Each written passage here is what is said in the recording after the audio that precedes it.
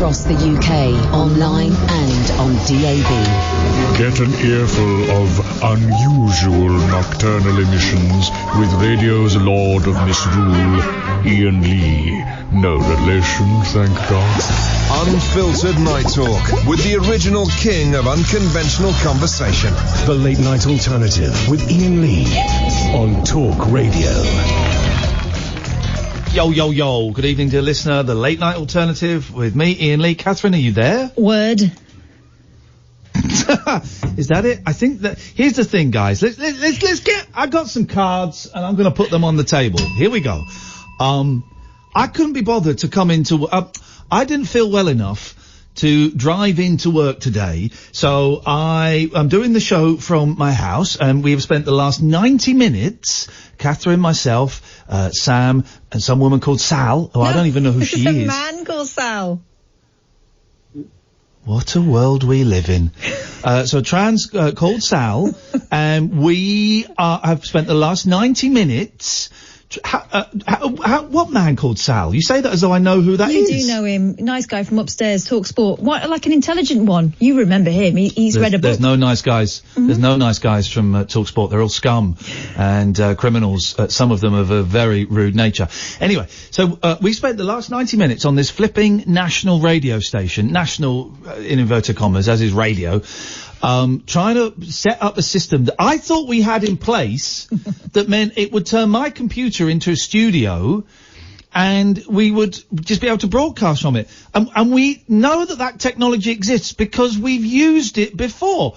And so we're doing this, and then it turns out, oh yeah, that doesn't work anymore. Why is that?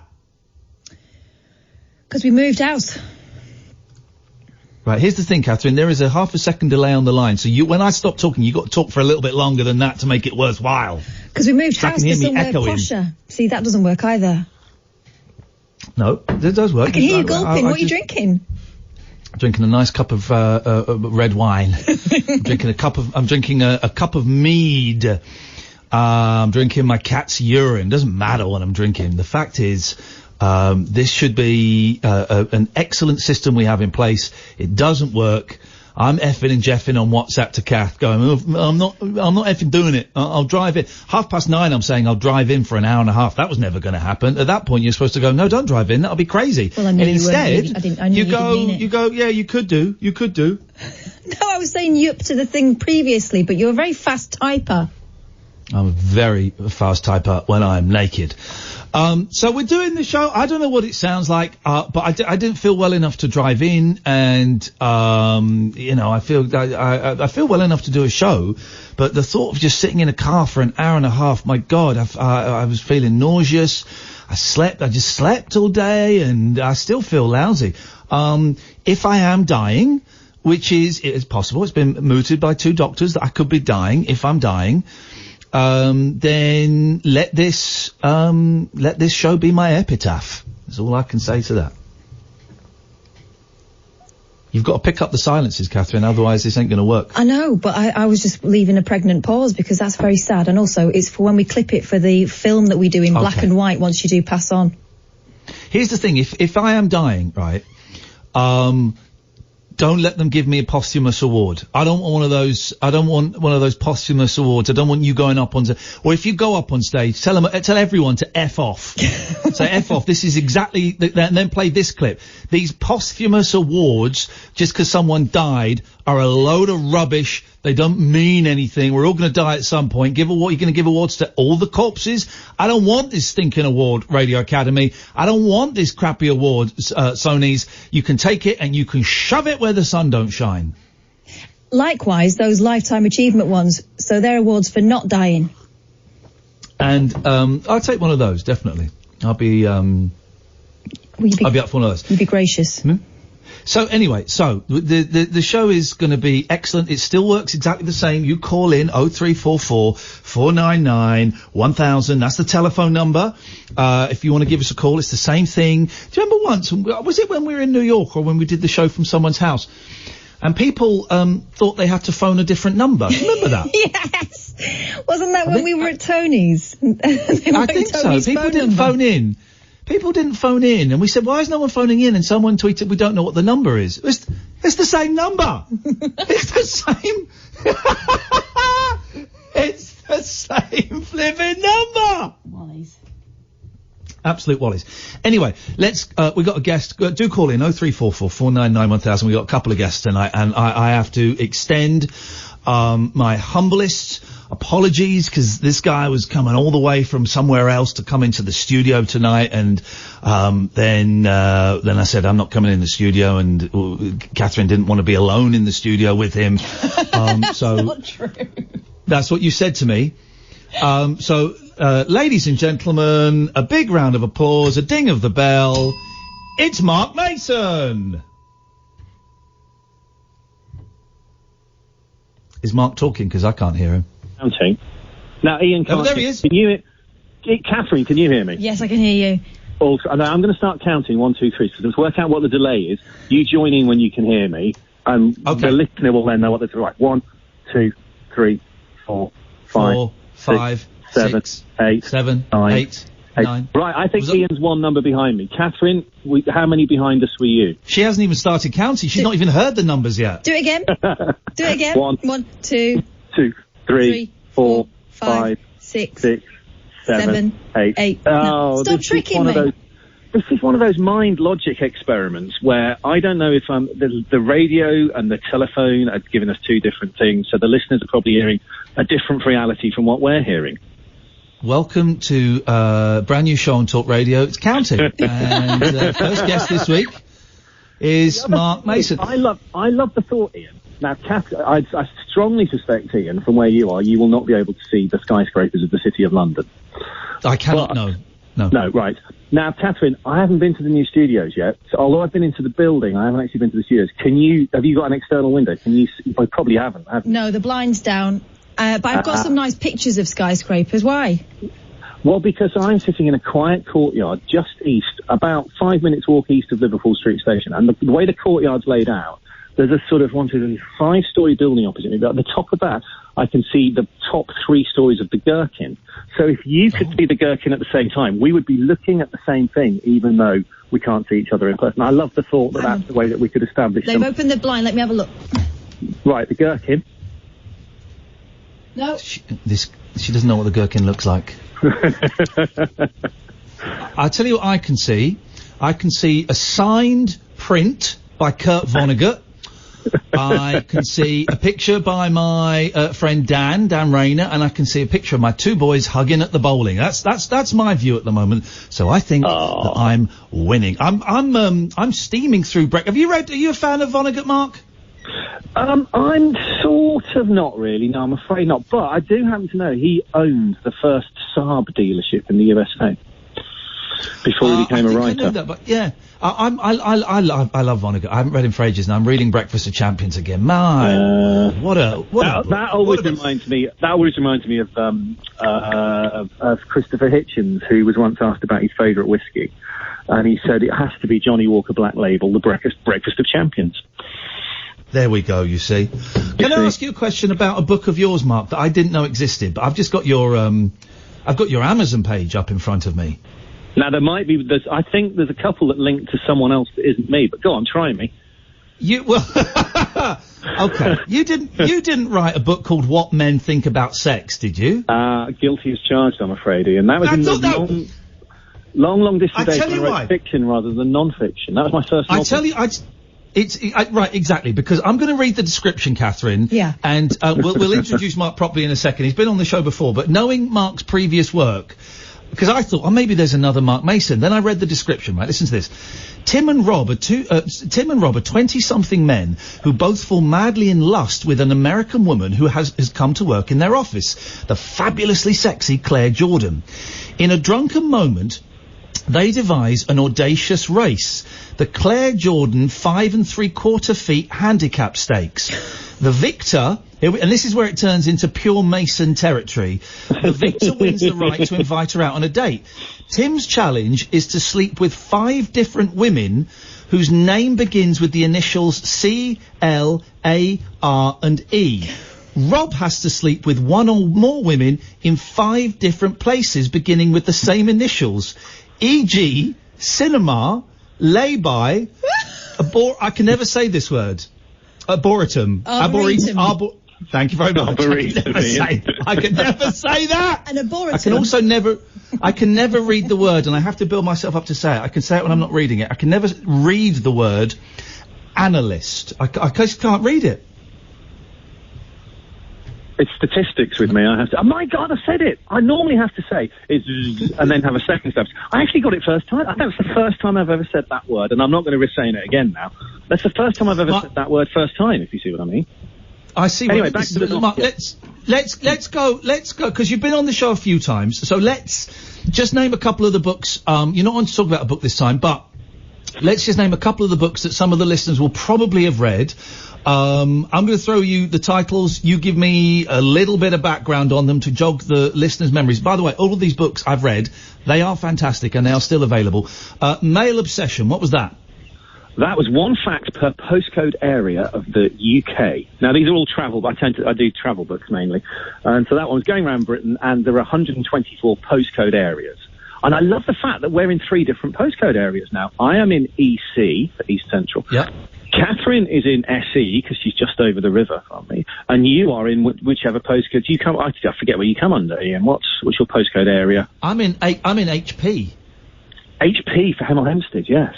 Yeah, I can't remember the facts for that, but yeah, so it's travel, but going around the country. I didn't actually visit all 124, but I went to lots of them, and it's one fact per postcode area, like the SE fact, to give the fact of the area that Catherine's in, is that another building in that postcode area is Waterloo Station, and it was the fact that Winston Churchill said that if Charles de Gaulle outlived him and therefore was at his funeral, which is what happened, the train carrying Churchill's body from London up to Oxfordshire, where he's going to be buried, had to leave from Waterloo Station, which is very inconvenient, but Churchill insisted that it happened purely so that de Gaulle would have to go and stand in front of a building with Waterloo written in it, carved into it on 6-foot high letters. So yes, that's that one.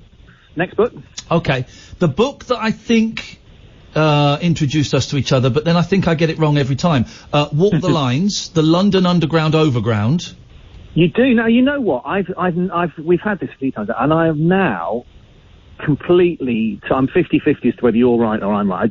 My memory is that we first spoke on a BBC station about my book Move Along Please, which was Land's End to John O'Groats by local bus. But it could have been, and then my memory is then that we spoke later about Walk the Line. But either way, I've told you what Move Along Please is. Walk the Line. Maybe it's the Mandela effect. Which is what? Explain. You don't know the Mandela effect? Oh, Catherine, tell him the Mandela effect. Right. If I remember rightly, well, that's the point of it, isn't it? It's a mass false memory. Okay, and what is the Mandela being? So people thinking Mandela had already died when he hadn't. So loads of people remember the news broadcast where it was announced that Nelson Mandela had died, but obviously he hadn't died. Yeah. And then people put it into like lines from Star Wars that everyone remembers and all this. And the one of the many my theory is that people just misremembered stuff. But one of the more confabulation. The medical term is confabulation. It's where your brain supplies. Now, we've all got times where we can't remember whether someone had an orange jumper or a blue jumper or whatever it was. But there are times when your brain supplies a false memory and you're convinced that it was orange when and then that's going to only be exacerbated where two or more people get together where they've got the same false memory, as you say, with Mandela. David Hepworth, the brilliant music journalist, has got a story about that. It's that David Hepworth was the journalist who was interviewing Bob Geldof at Live Aid when Geldof said the famous line about giving the money and F the phone number, give us your effing money. And I forget which way round it is, but Hepworth says everyone remembers, let's say, that Geldof said, give us the effing money. He didn't. What Hepworth says, he says, and when you watch the footage, you'll see Hepworth is absolutely right. Of course he would be. He was the guy who was sitting there next to him. Geldof actually said, F the phone number, just give us your money. So people have absolutely... And every week, David Hepworth gets people coming up to him going, he said, give us the effing money. And Hepworth says, I'm afraid he didn't. It's mass false memory. Yeah, that's it. That's the Mandela effect. Our Mandela effect to which we spoke at first about. But move along, please. Land's End to John O'Groats by local bus. I got the bus from Land's End to Penzance to, I think, Truro, and then 46 buses did the length of Britain. But Walk the Lines was my London book, which was walking the whole tube system overground and just relating what I saw and what I heard, and little bits of trivia about London and all the brilliant conversations you overhear.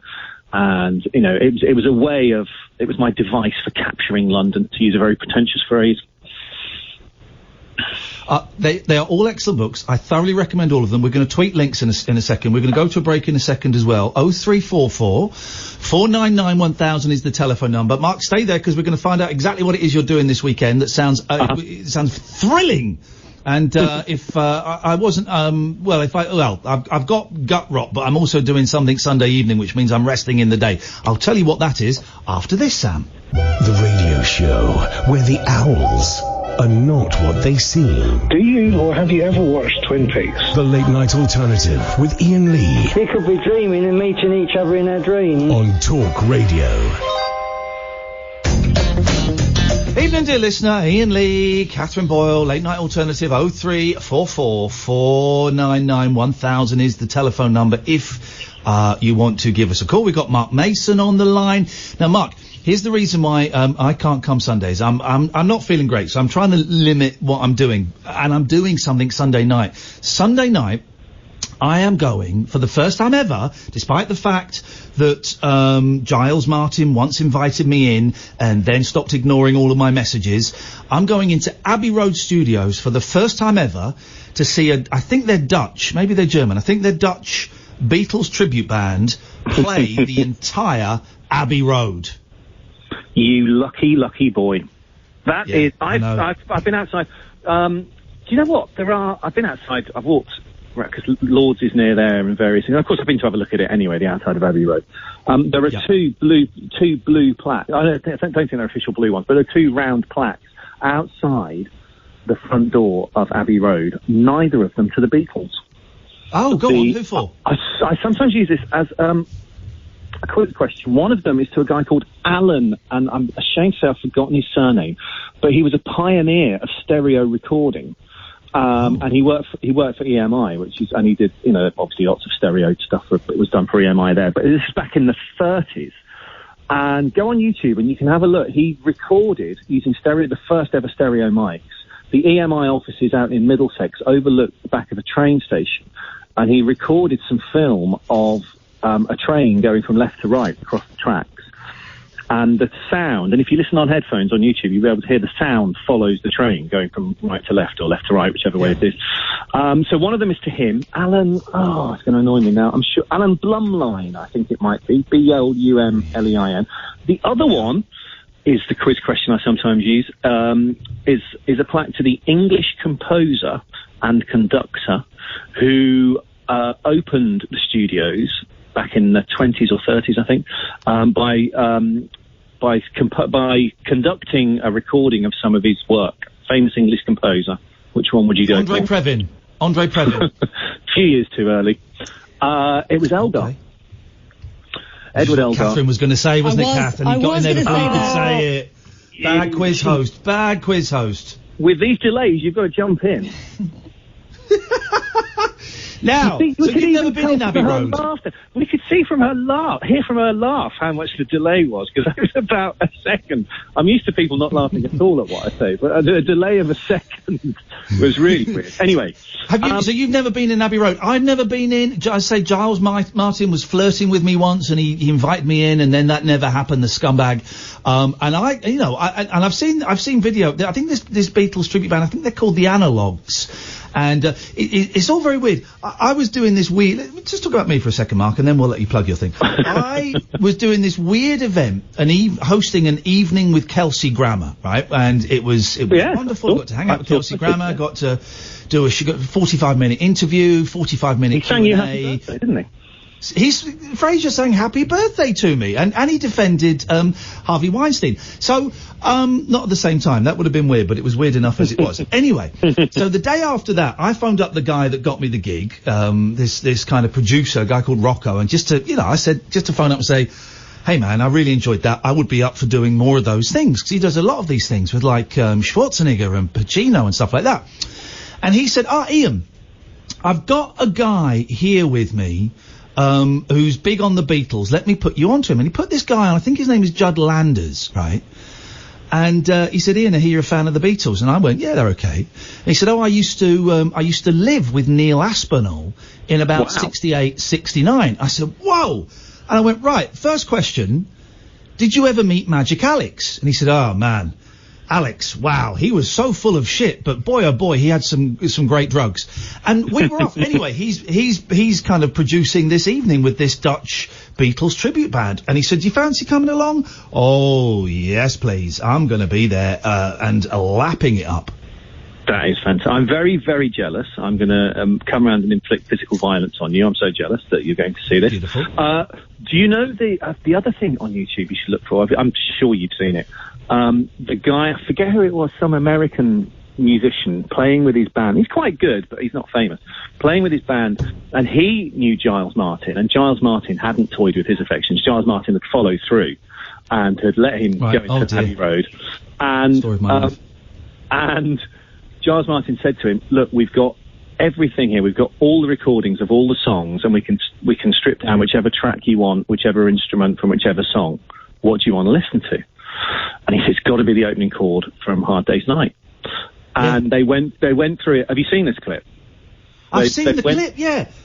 They went through it instrument by instrument and worked out, because the Beatles themselves, of course, could never remember. The three of them had, obviously it didn't matter what Ringo was playing, but the three musical, the two guitars and the bass. And they're all playing different chords, aren't they?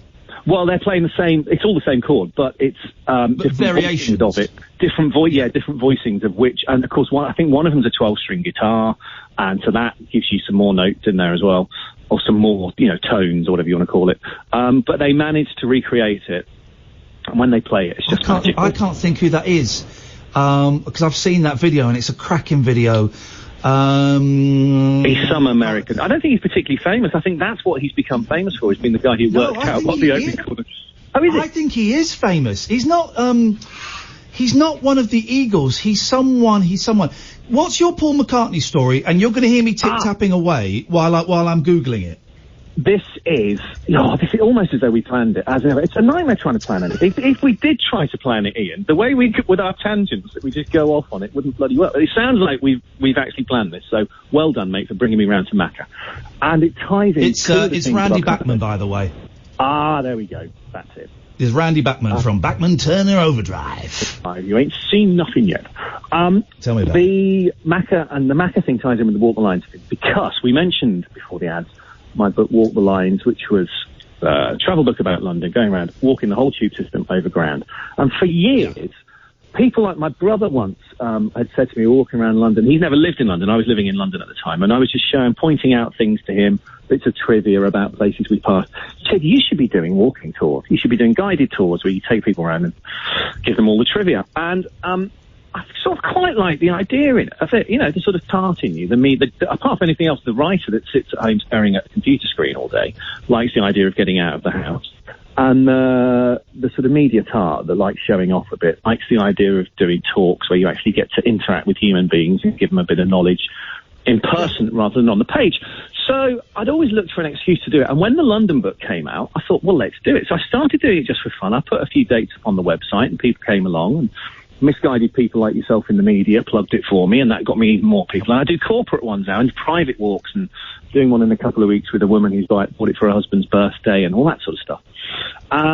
But this is where we get to the what's happening on Sunday. Sunday, 2:30 p.m.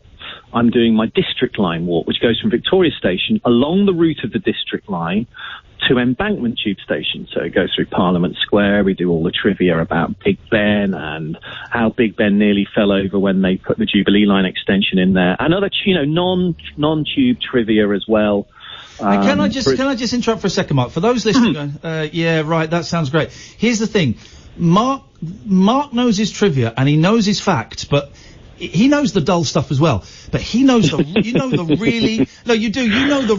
really interesting stuff that hardly anybody else knows, and you tell it as you do in your books. You bring it to life. So it's not just some old guy holding an umbrella up and people following and going, well, of course, in 1866. You bring this stuff to life, man. So if anyone is considering this, then go and have some. Go on. This is why you're on the show so often, because we love you coming and just blowing our minds with stuff every time. Oh, and I love you and your faulty judgment, Ian. Thank you so much for saying that, I got it.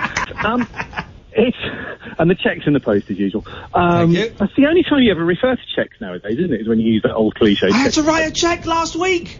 Oh my God, I still have to write into my school. My son's primary school hasn't got internet banking yet. But anyway, still. It took me 3 attempts to do it. Anyway, yeah, go. To give an example of the trivia you mentioned, one of the other walks, I did the Piccadilly line walk from Green Park up to Covent Garden. And one of the things on that is, as we're going along Piccadilly, for those of you that know your London West End, you'll know the Burlington Arcade, a very posh shopping arcade just off Piccadilly. Oh, yeah. One of the stops that I do was there, and I was doing this walk a few years ago, about 5 or 6 years ago now, and I got to Burlington Arcade. It was a beautiful summer's evening. This one's on Sunday afternoon, the District Line one coming up this Sunday. By the way, if people want the details, my Twitter is @WalkTheLinesLDN, because my first book that came out when I went on Twitter was Walk the Line, so that's why my Twitter is @WalkTheLinesLDN, which will lead you to the website, theimportanceofbeingtrivial.com, and so you can get all the details. But one of the other ones is the Piccadilly Line one. I was doing it a few years ago on a beautiful summer's evening, and I just got to the bottom of the Burlington Arcade, and I was about to tell them why Paul McCartney is the only person in the world who's allowed to whistle in the Burlington Arcade. Now, I know that you're... Here we go. Do you know this, Ian, or not? Have we ever spoken about this? I don't know. I do not know this. I've been waiting for this. Go on. Well, it's a beautiful little story. The Burlington Arcade, for those of you that don't know, really posh arcade. In fact, I think it's 200 years old this year. I think it was 1819 it was opened. And it's always been really posh. So the clothes and jewellery and all the other little trinket sort of shops in there have always attracted very rich shoppers, which in turn, in the 19th century, used to attract pickpockets. And maybe still do, who knows. But the upstairs windows above all the shops were occupied by women of a certain profession who were friends with the pickpockets down below. And if the prostitutes up on the first floor saw the Beatles, the little private police force that the arcade still has with beautiful uniforms, who police the comings and goings in the arcade, if they saw the Beatles about to approach and nick one of the pickpockets, the prostitute would whistle as a little coded signal to the pickpocket, leg it, the Beatles are coming. So they did what anyone would do in that circumstance. They banned whistling. You are not allowed to whistle in the Burlington Arcade. And that's still the case today, obviously for very different reasons. This is one of those little bits of London trivia and history that people think is a joke, and you'll get Americans who'll turn up who've read it, and they'll whistle, ha ha, and think they're very clever. The Beatles still come up and enforce it. In the early 1980s, a guy was looking in one of the windows, looking at whatever was displayed, and was whistling away to himself. So the Beatle went up, tapped him on the shoulder, said, "I'm very sorry, sir, you're not allowed to whistle in the arcade." As the man turned round, the Beatle saw that it was Paul McCartney. So it really was the Beatle and the Beatle, haha. Yeah. And he backed away and he said, "I'm really sorry, Mr. McCartney." He wasn't Sir Paul then. He said, "I'm really sorry, Mr. McCartney. If I'd known it was you, I wouldn't have enforced the ban. I hereby grant you a lifetime exemption from the whistling ban. You are the only person in the world allowed to whistle in the Burlington." And to this day, McCartney, because, his office is in Soho, not that far away, and he's walking around there the whole time, and he goes in, he does some of his Christmas shopping there every year, and he's in throughout the year. He always gives a little whistle, and the Beatles lift their top hat to him, and they say, he's the only one allowed to whistle there. And to the extent that when he was first showing Nancy around London, now his third wife, he'd taken her to see Savile Row, where the Beatles used to have the office, and then he'd walk around the corner to the top, the north end of the Burlington Arcade, and he was telling her the story about he's the only guy in the world allowed to whistle there. And she refused to believe him. So he went up to one of the Beatles. He said, "Will you tell her it's true? I'm allowed to whistle." She refused to believe him. So anyway, it's a nice little story you do. There's lots of stuff about the Burlington Arcade, but that's one of the things. And I was about to do it. And this night I'd got a group of about 20 people. And two of them were a couple of girls in their 20s. I think they were Dutch, certainly foreign. And I was sort of 30 seconds away from starting to tell them about McCartney. I was telling them something else. And the group was facing down Piccadilly towards Piccadilly Circus. I was obviously facing them, facing the other way back up. Oh, this isn't going where I think it's going to go, is it? Whoa, just you wait, Ian. Whoa, come on, Mark! As I'm about to get to Macca's bit, the two Dutch girls were sort of nudged each other and were looking over my shoulder, looking down towards Piccadilly Circus, and just would stop listening to what I was saying and were just looking at whatever was happening beyond me. And within about 3 or 4 seconds, the whole group had done the same. I'd completely lost them. So I turned round. Paul McCartney was 5 yards away, walking up Piccadilly. Come on. With Nancy. And it turned out, I'll tell you exactly what it was, it's 2012, because it was the year of the Queen's Jubilee, and there'd been a party at the Royal Academy as part of the series of parties to celebrate her Jubilee. This was the artistic party, and at the Royal Academy there were lots of great and good of the arts world there, and music and so on. And McCartney had been to that and was walking away from the party with Nancy. You could not Did you not think of going up to him and saying, Paul, this whistling thing, how many times have you cashed that cheque? How many times have you been in there and flaunted that rule? Did you not go up to him?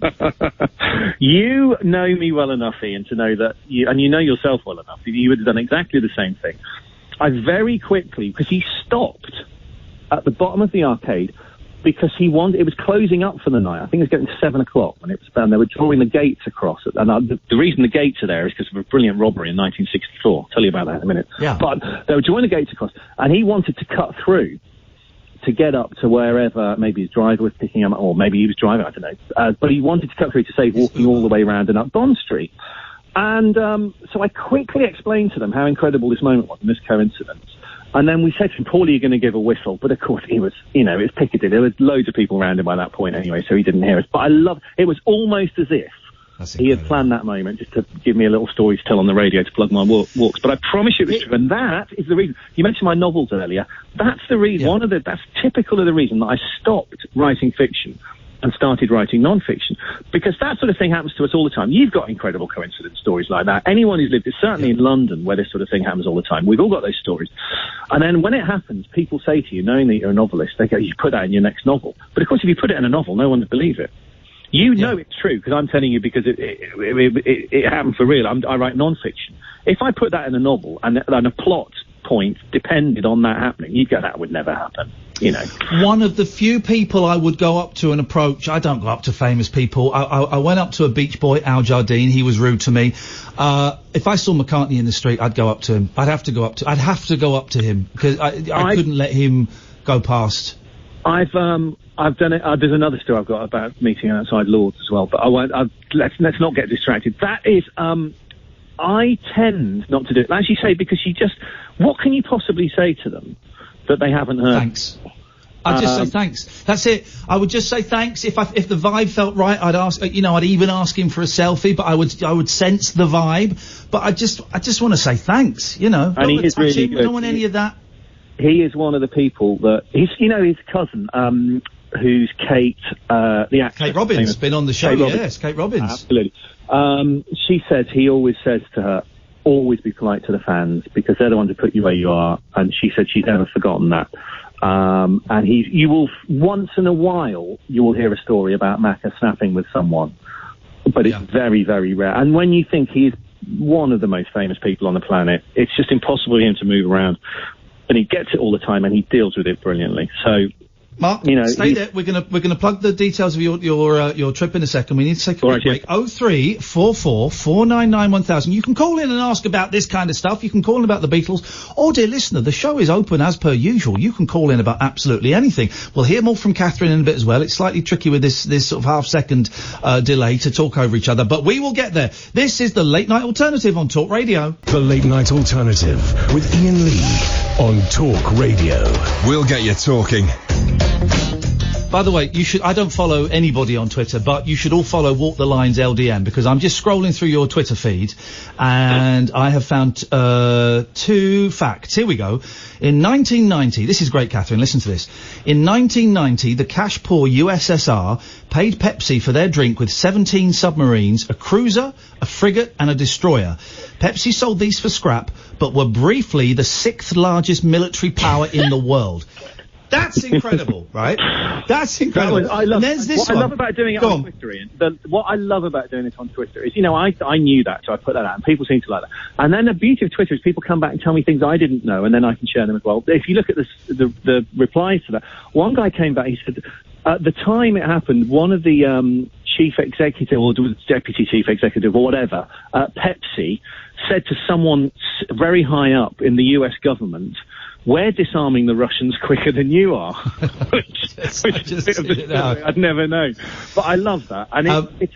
And there's a Paul McCartney one. We're obsessed with the Beatles here. Why not? And I didn't know this. When Paul McCartney played at the last ever concert at Shea Stadium in 2008, this is lovely. He was driven to the stage because the stage is like miles out, but it's a long old trek from the dressing room to the stage. He was driven to the stage by the same man who drove the Beatles to the stage in 1965. That's wonderful. It's a beautiful bit of video. It was a Billy Joel concert. Billy Joel was the headliner of they did the last two concerts before they knocked Shea Stadium down. And McCartney only just made it to the stadium in time to come on. And they did. I think I saw her standing there. But yeah, in 2008, it was a little golf buggy thing that he drives in from backstage around the corridors and out onto the side of the stage. And of course, the famous. Was it a white car? It was a white car in 65, wasn't it? I think that they were all in. I think so, beautiful old big American, one of those big Chevys or whatever they were. Huge, big, beautiful thing. And it was the same guy driving the car. And he introduces himself in the little clip backstage in 2008. McCartney gets in, about to be driven out. And the guy goes, "Lovely to meet you. I was the guy that drove you in 65." And McCartney shakes his hand, and it's just beautiful. Wow. And here's the thing. Tie this back. Go on. Tie this back in one of my feeble attempts. Whenever I'm trying to, my publishers tell me off when I come and do your show, they say, "Bloody stick to the book and talk about what you're supposed to be blogging," is that you are the titan of the tangent, Ian, and we keep getting sidetracked, and you know stuff. And anyway, to tie it back to Sunday, the walk, I will be taking the people on the walk on Sunday. That bit of the district line, very near St James's Park Tube, goes past the building in which at least two of the Beatles got married, neither of them Paul, because Paul, two of his weddings have been at Marylebone Registry Office. But Caxton Hall, which is between St James's Park Tube and Victoria Tube, was a registry office for a while, and it's where Ringo got married and John got married there as well, I think. And it was also a very important political building, and Churchill used to do speeches there. So that ties it back to Sunday. Said he. I'm going to take it away from Sunday again. No, forget that, because that car thing is great. Catherine, if you want, next time, when I'm in next week, Catherine, I've got to show you the funniest videos. I guess, I don't know if it's still a thing, but in the 80s, when bands played like these big sports arenas, there would be a thing where that each member of the band would stand on the back of a golf cart, usually, or an old 50s convertible car, and would drive around. And two of the funniest videos I've ever seen are the monkeys being driven just around and around the stadium before they get to the stage. And there's one from the Beach Boys from about, I guess, 1982, because Dennis is still there. I can't remember what year Dennis died. Was it 81 or 83? Anyway, so Dennis, and they're all, heavily into their cocaine and heroin and booze. And they're just being driven around and waving. And it's like, Dennis Wilson from the Beach Boys. Carl Wilson from the Beach Boys. Mike Love, and it goes on for ages, and it's just the weirdest. It's a very, very American thing. Right. What's happening Sunday then, Mark? Sunday? Oh, I love you. You're tearing me up. I'm going to knock it back. We've got to do the business. 2:30 p.m. I'm going to do the actual bloody stuff I'm supposed to do. I'm going to give them the detail. 2:30 p.m. The walk starts at outside Victoria Station on opposite the Shakespeare pub. If you come out of the front, the easiest way to describe it is if you come out of the front of Victoria Station, there's a pub opposite called the Shakespeare, which is famous because everyone goes in it to use the loos to avoid paying the 20p at Victoria Station. Opposite that, there is a statue of a guy on horseback called Marshal Foch, who was a French general in the First World War, and there's a beautiful little story about how he ties in with the unknown warrior, which I do at the start of the walk. And so that's where we meet, 2:30 p.m. It's £8. I keep meaning to put my prices up, because all these walks now are well north of £10, and I'm still only charging £8. I should put my prices up. Anyway, and if they want the details of exactly where, there's no need to pre-book, you can turn up, but if you want to email me before to get any details or check anything, it's mark@theimportanceofbeingtrivial.com. And as Ian says, the Twitter is at @WalkTheLinesLDN. I've just thought of one of my favourite stories from the walk. I'm going to show a bit of ankle now and give one of the stories from the walk on Sunday, which is Of Alley. Are you familiar with Of Alley near Charing Cross Tube Station, Ian? No, not at all. It's at the back of, just on the Strand, there's a McDonald's next to Charing Cross, and round the back of it, the little alleyway that runs down the back, was called Of Alley. Very annoyingly, they've renamed it York Place now, but under sign says York Place, formerly Of Alley, and the reason it's called that is that land between the Strand and the river there was I know the place, of course I do, yes. Yeah, it's off Villiers Street, which is crucial to the story as well. Villiers Street is the one that runs from the Strand down with all the restaurants on and coffee shops down to Embankment Tube Station to the river. And all that land there used to be owned by George Villiers, the Duke of Buckingham. And it was, most of it was his massive London house, which they knocked down because he sold the land to the state in 1672 for 30,000 quid. Which in 1672 was a lot of money. But he wasn't happy with that. He didn't just want the money. He decreed that his name be commemorated in streets that were going to be built on the land. So when they developed it, they built Villiers Street, because he was George Villiers, the Duke of Buckingham. Yep. There was a Villiers Street, there was a George Street, there was a Duke Street, and there was a Buckingham Street. But even that wasn't enough. He decreed that every part of his name have a street named after it. And he was the Duke of Buckingham. So they had to name an alley Of Alley. Oh. And that's the reason that was named for that. And they only a few years ago they renamed it, but the sign still said York Place, formerly Of Alley. And that's one of the little stories typical of the deeply intellectual historical trivia that you can get to hear on Sunday. Mark, what happens, right, because you do these tours, I've seen these tours wandering around through towns and stuff, and what happens if someone just kind of joins the tour halfway through, sees a group of people, I'll follow this, do you have to have the embarrassing conversation, I'm really sorry, but this is £8, and do you do that? What I do is at the very start of the walk, all the people that have paid, I have a little agreement with them that if that does happen halfway through the walk, we all surround the man or the woman who's turned and with menaces we extract. No, I don't know. It's never. Do you know what? It's never actually. It's never actually happened. It'd be interesting to see you get people popping in, and after the first stop, you do have someone come along and say, "Can I join now?" And they're happy to do that. But it's one of those, especially with a place like London. Very often I'm learning stuff, I'll do something on the show and you'll know something about it, especially if it's to do with the Beatles or something. So I'll learn from that. That thing on Twitter with the Pepsi thing the other day, I didn't know the thing about what the executive said to the politician. So you learn from that. And people constantly on the walk, you get some beautiful stories of people turning up who, either they used to work for the Tube or they work for one of the firms that we went past, or they'll know a little bit of history. And at its best, it's sort of a group thing, and they will chip in. And it's a wonder. London's that sort of place where you get the coincidences and you get people knowing very personal perspectives and stories about what happened to them. And one of the other little stories is this was in the news, I think 5 years ago, something like that.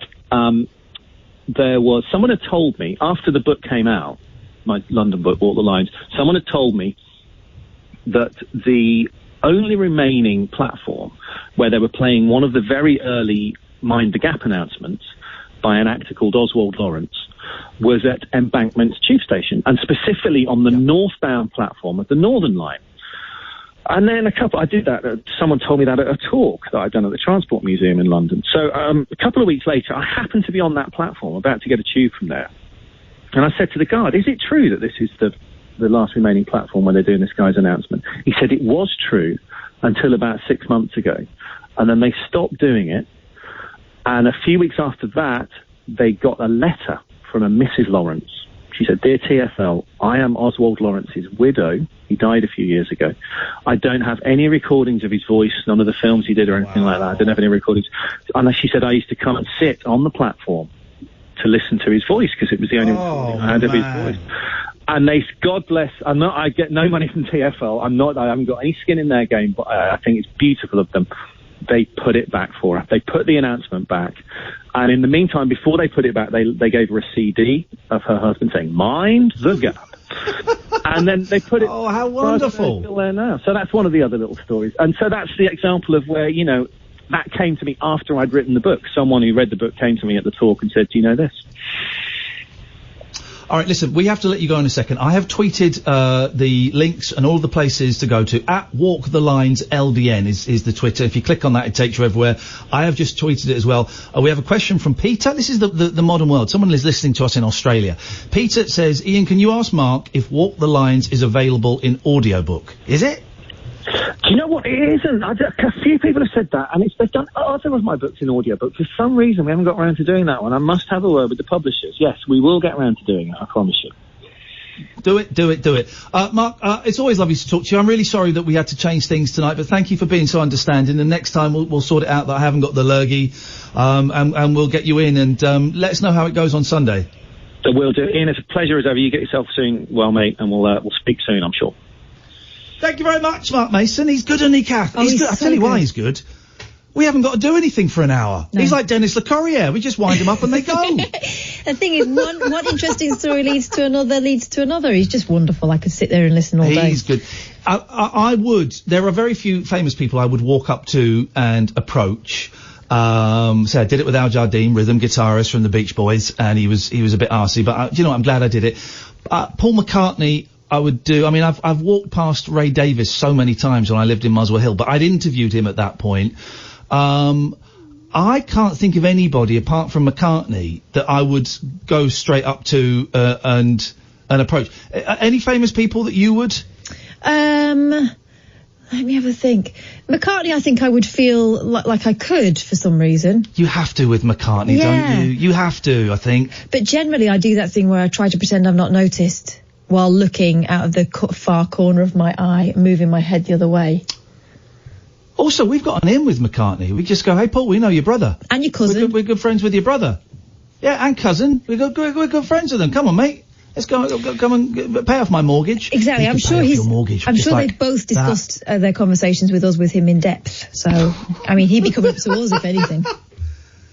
But mate, imagine if he did, right? Imagine if Mike McCartney said, after the show, had such a good time, he sent a little WhatsApp message to Paul. Hey, kids, you never guessed I was just on this radio show and we had a great laugh, you know, it was great fun, you know. You never know, Catherine, you just never know these days. It could happen. Oh, yeah, I know. Okay, well, I'll give him a call. Let's go to Gatford. Do you know how to work the phone system there, Catherine? He said patronisingly, but realising that it's a little bit fiddlier than it looks. It's on. Hello. Is it on? Hello, Gatford. Thank you for waiting. What can we do for you? That was a fascinating conversation. Do you think the title of the show, Beatles, when they go watch out Beatles about, is from that as well? Yeah, it must be. It must have come from that. I can't think of any other thing that it could have come from. And that's why it started off, didn't the first series start off with a prostitute whistling? Have I got that right? I believe the opening so. titles? Yeah, I'm sure I have. Can you libel the dead? I don't think you can you? So you're okay. Well, first of all, there's no libel in there at all. I've not said anything about Mr. Jeremy Beadle himself. It was an unrelated question. What can we do for you, Gatford? Well, you know it's going to be really hot on Saturday, apparently. Yeah. I just wondered, any tips that I could have about keep cool? Yeah, put an ice cube up your arse. Oh my God. Listen to BBC local radio. It'll be full of those tips. Well, yeah. Full of those tits. Not those tips. No, it's going to jump from, you know, like now to about, 30 odd degrees, and I'm a bit worried. I'm going out Saturday, up London, and I'm a bit worried. Well, okay, put 2 ice cubes up your bum. I don't know. Don't go out, for crying out loud. Saturday. Well, are you coming to the free event that I am hosting with Greg Turkington, a.k.a. Neil Hamburger? I think it's either 5 or 5:30 at Rough Trade Records West. Is that where you're going? No. But I... Cut him off. Cut him off. I don't want to talk to that guy. Gatford who? Free event, Saturday afternoon. if you want to come along, Rough Trade West, is it 5 or 5:30? Get there for 5. Me and Greg Turkington, I'm going to have a little interview with him. There'll be a Q&A, and then he's going to sign a load of the On Cinema books. I'm doing that, and then I'm going to go and see Neil Hamburger in the evening. What a night. And then Sunday, I'm going to go and see a Dutch Beatles band play Abbey Road in Abbey Road, Boyley. Incredible. I should have been going, but I've forgotten, and I offered to do a nice thing for my sister, which is take on her children for the night. And I thought it would be very bad of me to go, right, okay, see ya, I'm going out. Bring the kids to Neil Hamburger. What could possibly go wrong? He's very, very rude. Very filthy. Yeah. Listen, I'm really sorry. It sounds a little bit weird. I'm doing this from home. I'm not feeling great. And that's the reason you're hearing a little bit less Catherine, because there's ever such a slight delay. We've got a couple of really interesting guests after the news. Then we're going to dive into the phone calls. And I promise there'll be more Catherine. Now is a great time to call in 0344 499 1000. This is Talk Radio. Across the UK, online and on DAB. Take a far-out trip into the twilight zone of late-night radio with Iain. Unmissable late-night radio with the original king of unconventional conversation. Make contact with Iain Lee. The Late Night Alternative with Iain Lee on Talk Radio. Incredible scenes. I'm doing this from home because I'm poorly. I was told by 2 doctors I might be dying. I don't think I am dying. I don't think I am, but I panic. You know, when 2 doctors... Oh, here she's back. Yeah, she's back. I'm the one who's potentially got a lethal condition, and I'm still turning up for work, and you're late. I know, but I've got to keep the troops watered, haven't I? I had to get Sam a cappuccino. I made a cup of tea. You know, you have to go and press a button on a cappuccino machine. I've made myself a cup of tea, and I've put some. I've opened an Amazon package. It was some gardening gloves. Oh. And I've played with the cats. Well, you're a multitasker. Well done. Anyway, so I'm doing the show from home because I'm not feeling so great, but you can still call in 0344 499 1000. Now, I'm off tomorrow. That's been planned for ages, so please don't read anything into that. I'm taking my boys to see Dan TDM, and what they don't know is I got backstage passes, and hopefully they're going to meet their hero. It is going to blow their tiny minds. But that means that you're doing the show tomorrow, Catherine. Yeah. Now, whenever and we're going to phone you up and let you know how it goes, but whenever I've listened in before, when it's my show and you're producing it, you know, we just kind of rock up and do it. But when it's your show, you put a load of effort into it and book loads of guests. So, well, I'm not doing that what's tomorrow. What's that about? I'm not doing that tomorrow. Oh. I only do it if it occurs to me to do it. But I just thought, it's not worth it for one day, is it? Tomorrow, I'll just wang on like you do. Sorry, I don't. No, I do more than that. By the way, dear listener, I am holding in my hands a very, very special book. This is called The Chronicles of the Ancient Wizards of Avalon by Sir Uriel Enoch Sinclair. On the back it says, this book is dedicated to all those readers who have lived a hard life and received, or shall receive, divine intervention from the great Creator, and who are intelligent enough to know the fine line between mythology and reality sometimes disappears, and they both join together as one. For one human's junk is another human's treasure, and one human's superstition is another human's religion. Can I just say my junk is my business, so it's no other human's treasure. When they say which means the ass, is it the junk or is it the trunk? Well, which? Here's the thing, right? I've heard it both ways. I've heard them talking about she's got all the junk in the trunk, but I've also heard, he was playing with his junk. Yeah. So it can be very, very confusing. I think that is something different.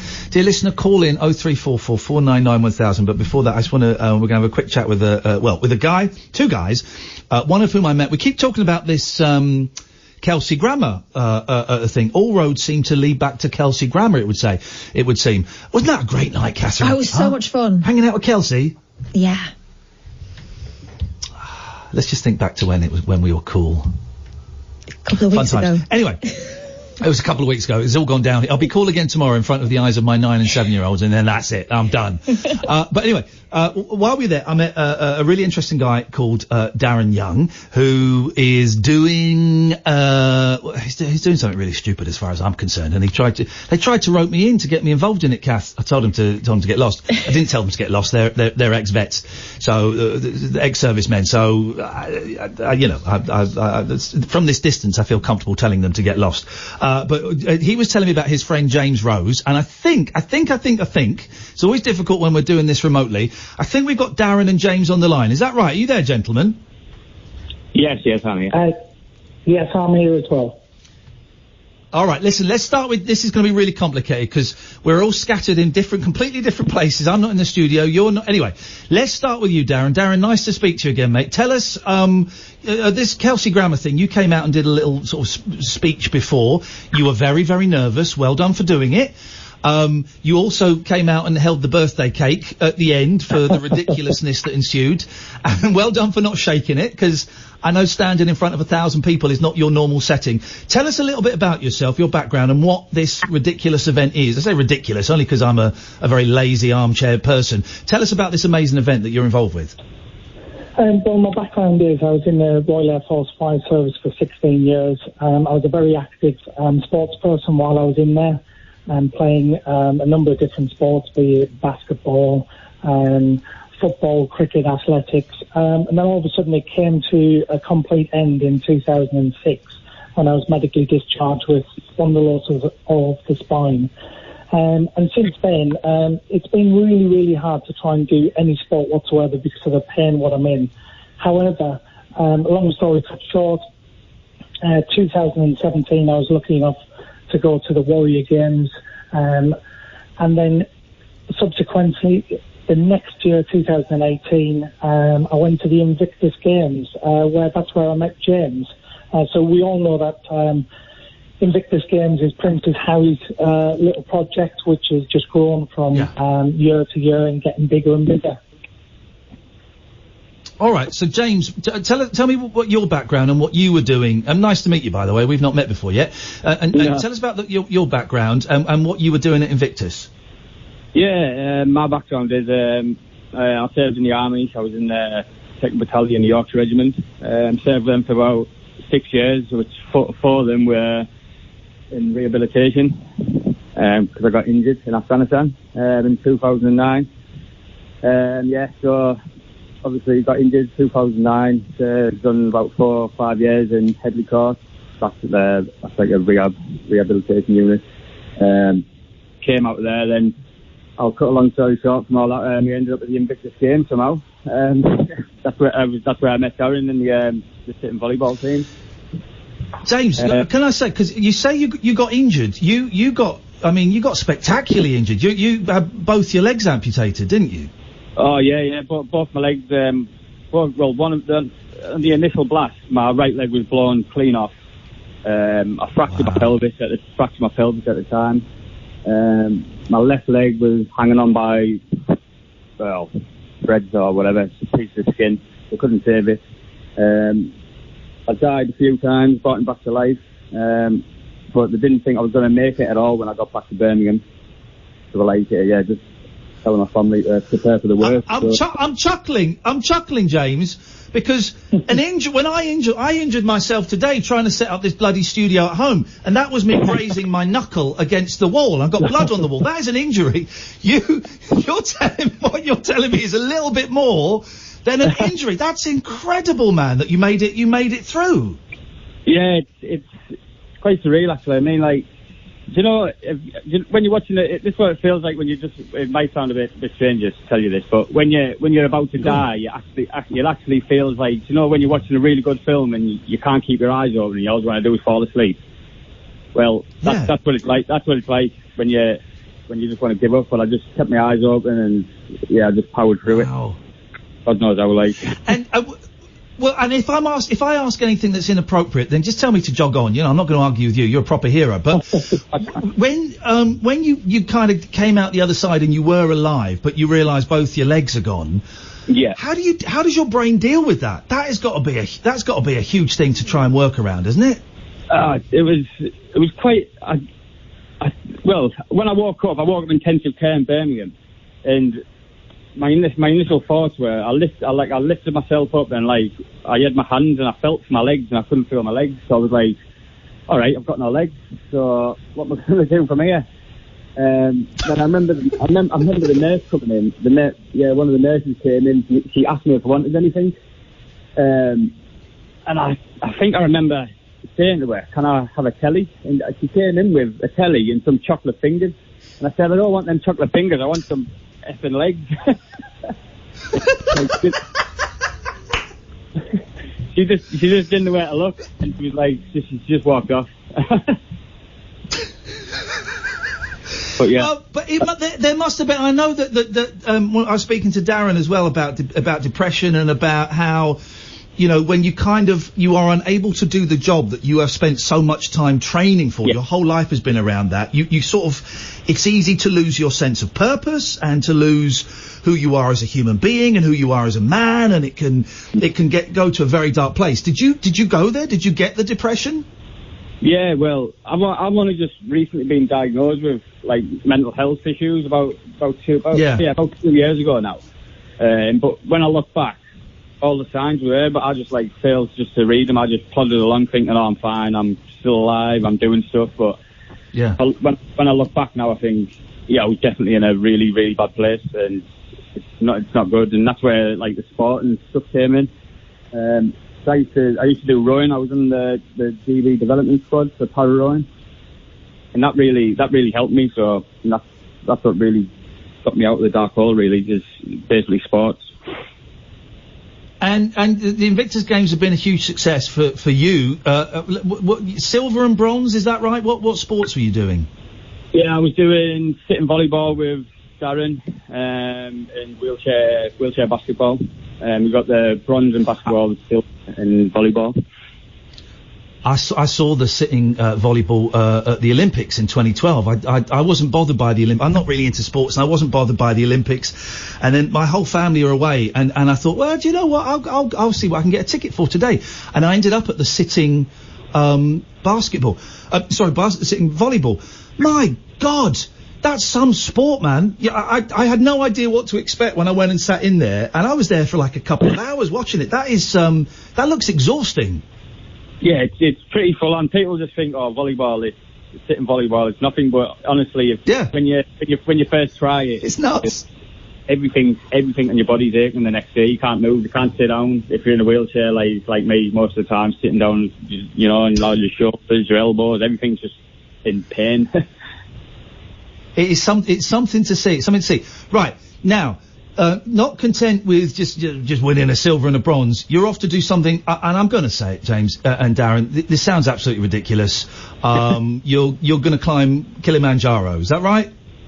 Yes. It does sound. You're nuts. I keep putting myself in these situations. I mean, when I was rowing, I nearly drowned, and so I had to pack that in. So then I took up hand cycling. I don't know if you've seen them. They're them like big freewheel bikes, what you basically use your arms with. Yeah. Pedal. I was on one of them and got run over. Now I'm doing Kilimanjaro. I'm just like, why do I put myself in these situations? I think God's trying to give you a message, mate. He's blown your legs off. He's tried to drown you. He's nearly knocked you over. This is going to be a disaster. Darren, tell us what is happening. How is this working, and why are you involved in this? Well, some people might say I'm the brains behind this, but all it is, I've just got a passion to get mental health awareness out there. And with myself suffering with depression, James suffering with post-traumatic stress disorder, which June this year is post-traumatic stress disorder awareness month. So we're just trying to push it as much as we can. We do certain things in the military which push our bodies to the boundaries, and you just get on with it, and people tell you to suck it up and man up, all of them old sayings what used to be around for depression. But we want to try and get rid of that stigma, and we want to try and make sure that people are okay to talk about things. So we could have gone to Snowdon, that would have been a lot easier. We could have gone to Ben Nevis, that would have been easy. Why do easy when you've got the biggest freestanding mountain in the world, just at your doorstep. Doorstep, 16 hours flight away, which is going to be a problem because with James having no legs, his stumps where he's going to be flying might swell up. So it's going to be a challenge just to get to the bottom of the mountain. But these are things what everyone in the military knows, and this is what we want to do. And it's not just military. I've got my wife coming along with us to make sure that we do certain things, we keep active, and she's going to try and keep us fully fit right up till we fly.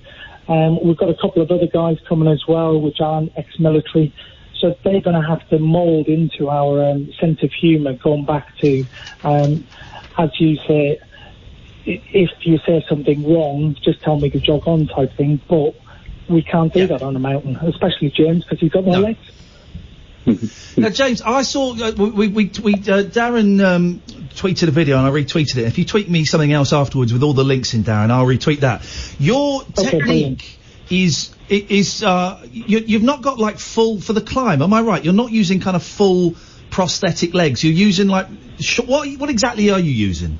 Yeah, it's basically the socket.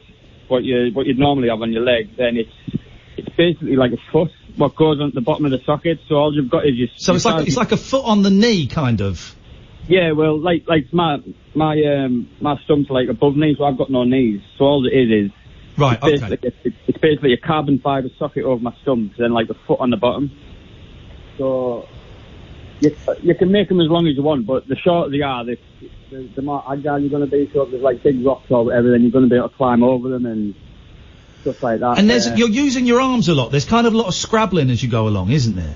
Yeah. It just depends how steep. Like if the steeper it gets, then I'm going to be crawling.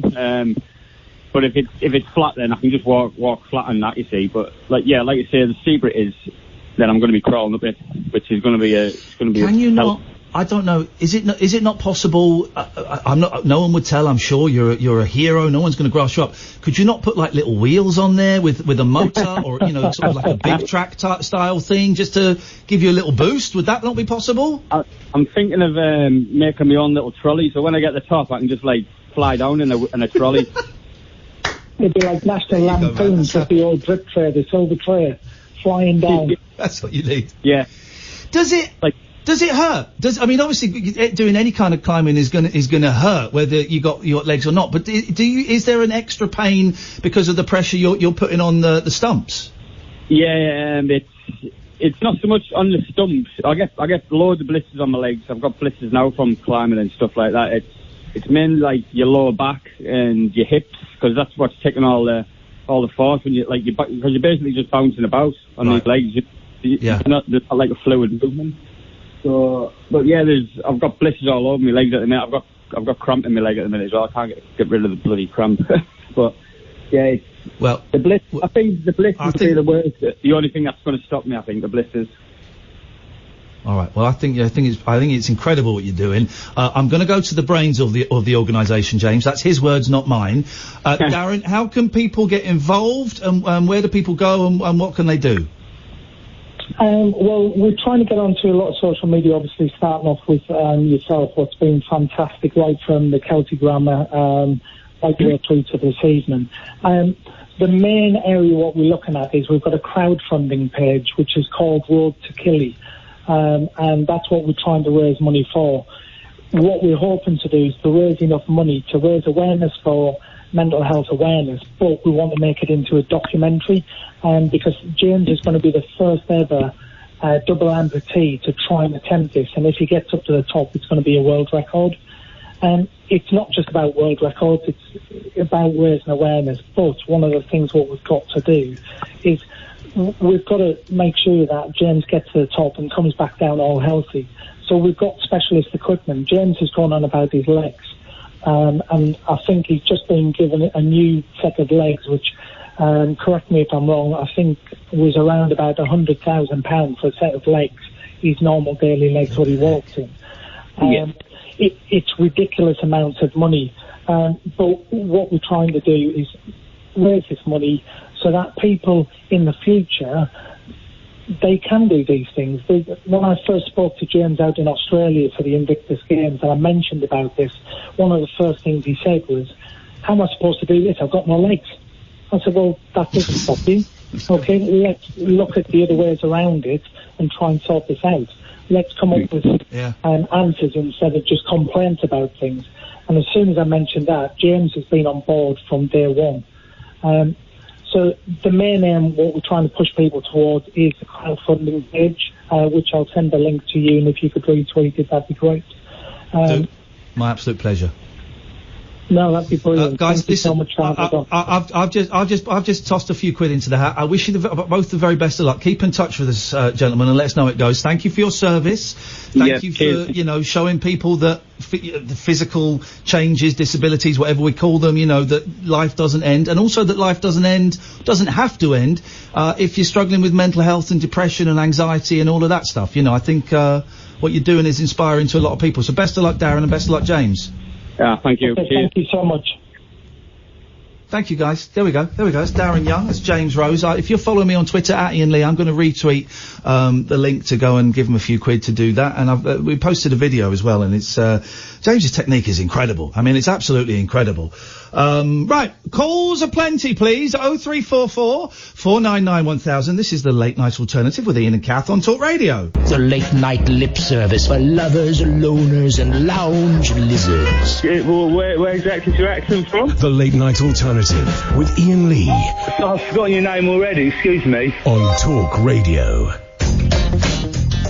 0344 499 1000 is the telephone number. Over to Catherine Boyle, live in the studio. Yeah, I'm trying to drag Valerie down, but it won't pop down. Hang on a sec. What's going on here? Right. No, it won't work, so. Is this the famous phone? Double click on it? Yeah, no, hang on a minute. Here we go. Valerie, are you there? Good evening. There she is. Yes, I'm here. Good evening. Hey, Valerie. What's going on? How are you this evening? Very well, thanks. If you're not the Valerie I thought you were going to be, I thought you were going to be Valerie asking for a photo of Iain. That was a Valerie, wasn't it, Iain? I believe it was, yes. What can we do for you, other Valerie? I'm a Valerie from the United States calling in. I did detect a little accent there. my husband's the author. Aha, Iain. Oh, I'm holding the book, Valerie. I was wondering, we didn't get a chance to ask you the other night. He wanted to know if he could play a song for you on the guitar that he named after his book that's recently published. Oh, yes, he can. I'm holding the book in my hands now. I'm sniffing it. The book arrived today, and I might be reading some passages from it later on. Catherine, would you like to hear a song from Sir Uriel Enoch Sinclair? Would I ever? Take it away, guys. Okay, ladies and gentlemen. Yes. Song's called, I named this song after my secondly published book called The Chronicles of the Wizard of Avalon. It goes like this.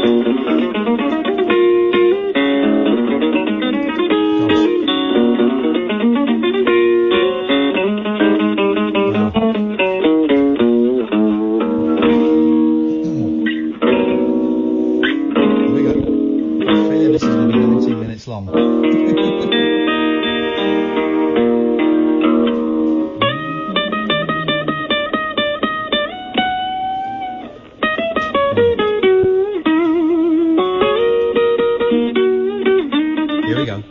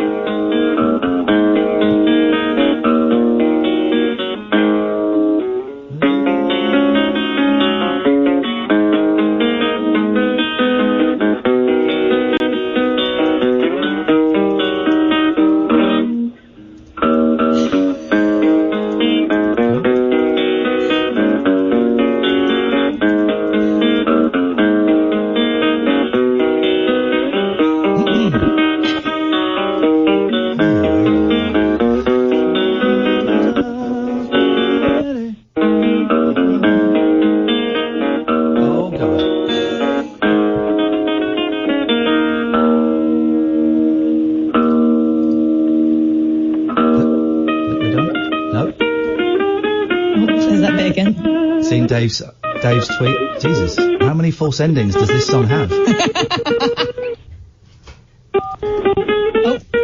Oh. It's gone techno.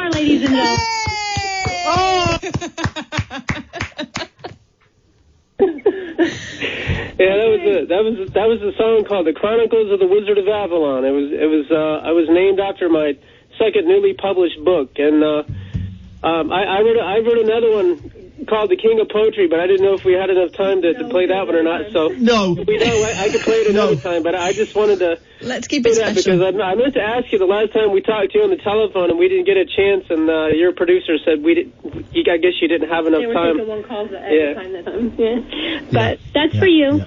Wow. That's for you guys. You're the first Thank ones you, to guys. actually hear it other than me. That must be a relief for you. That is wonderful. This guy, that's actually longer than the book. It takes longer to play that than it is to read the book. You guys are brilliant. We love you. Thank you so much. I think we all need a little break. Experience the unconventional. Hello. The unpredictable. Don't you think that's a bit weird? And the completely unorthodox. It was my birthday. With rule-free Iain Lee. I was just trying to generate a bit of content. The Late Night Alternative with Iain Lee. Hate alarm clock, hate going to work. On Talk Radio. 0344 499 1000. That reminds me a lot. Sam, after the news at midnight, could you find Dudley Moore Beethoven Sonata parody? It reminds me of that. It's up on YouTube, and we'll play that after midnight. But before... Oh, no, come on, you're not.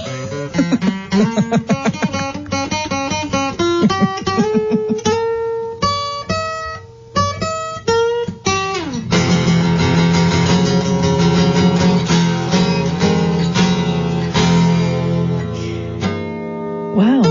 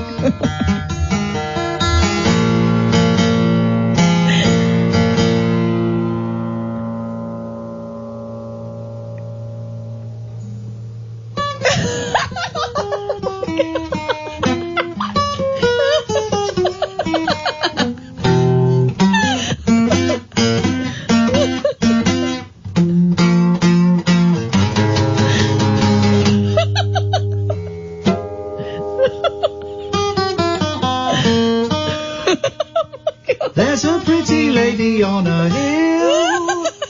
There's a pretty lady on a hill. Hill lady, marry me.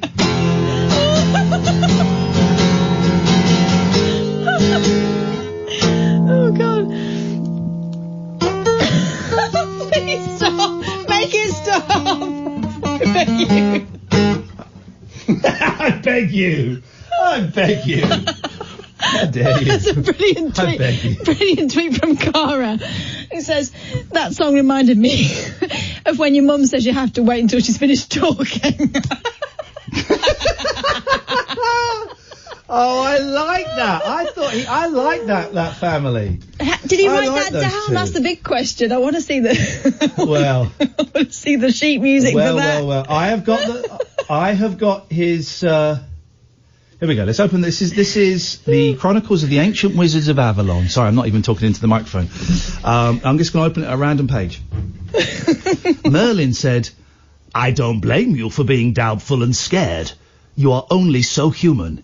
In any case, for any face, you are welcome, my queen, for you are loving, understanding, and fair." Alicia said, Alicia? "Thank you, Merlin." Alicia. The old druid said, "You're welcome, my queen. I'll let you go for now, because I know you have duties at home waiting." Alicia said, "You're right, Merlin. Thank you for taking time to talk to me, sir." Merlin said, "As usual, my lady. It was an honour and pleasure." Lightning came out of the sky and struck the ground next to him. Merlin the Magnificent disappeared into thin air. Air, not hair. Alicia went home and cooked dinner. And King William IV just walked through the front door and said, "My queen, I'm home!" Oh, my God. Alicia was just taking the cast-iron crock-pot out of the wood stove. A crock-pot? Alicia said, Isn't she a queen? Why is she handling crock-pots? "I'm here, my love." William opened up the kitchen doors, came in, wrapped his arm around Alicia, and gave her a big hug. He said, "Hello, my sweet. How have you been? How was your day?" Alicia told her husband about the conversation she'd had with Merlin the Magnificent and everything they both said, as well as how he appeared in front of her when they first met and how he disappeared into thin air after they were through talking. King William IV was impressed. Her husband said, It sounds Merlin was trying to get to know you and give you some concerned advice for me to improve my strategy, tactics, and techniques for future possible but not inevitable war. Oh, that's a great line. To improve my tactics for future possible but not inevitable war. He needs not to worry, for I have consulted with expert politicians and businessmen about strategic negotiations for future, more improved foreign policy.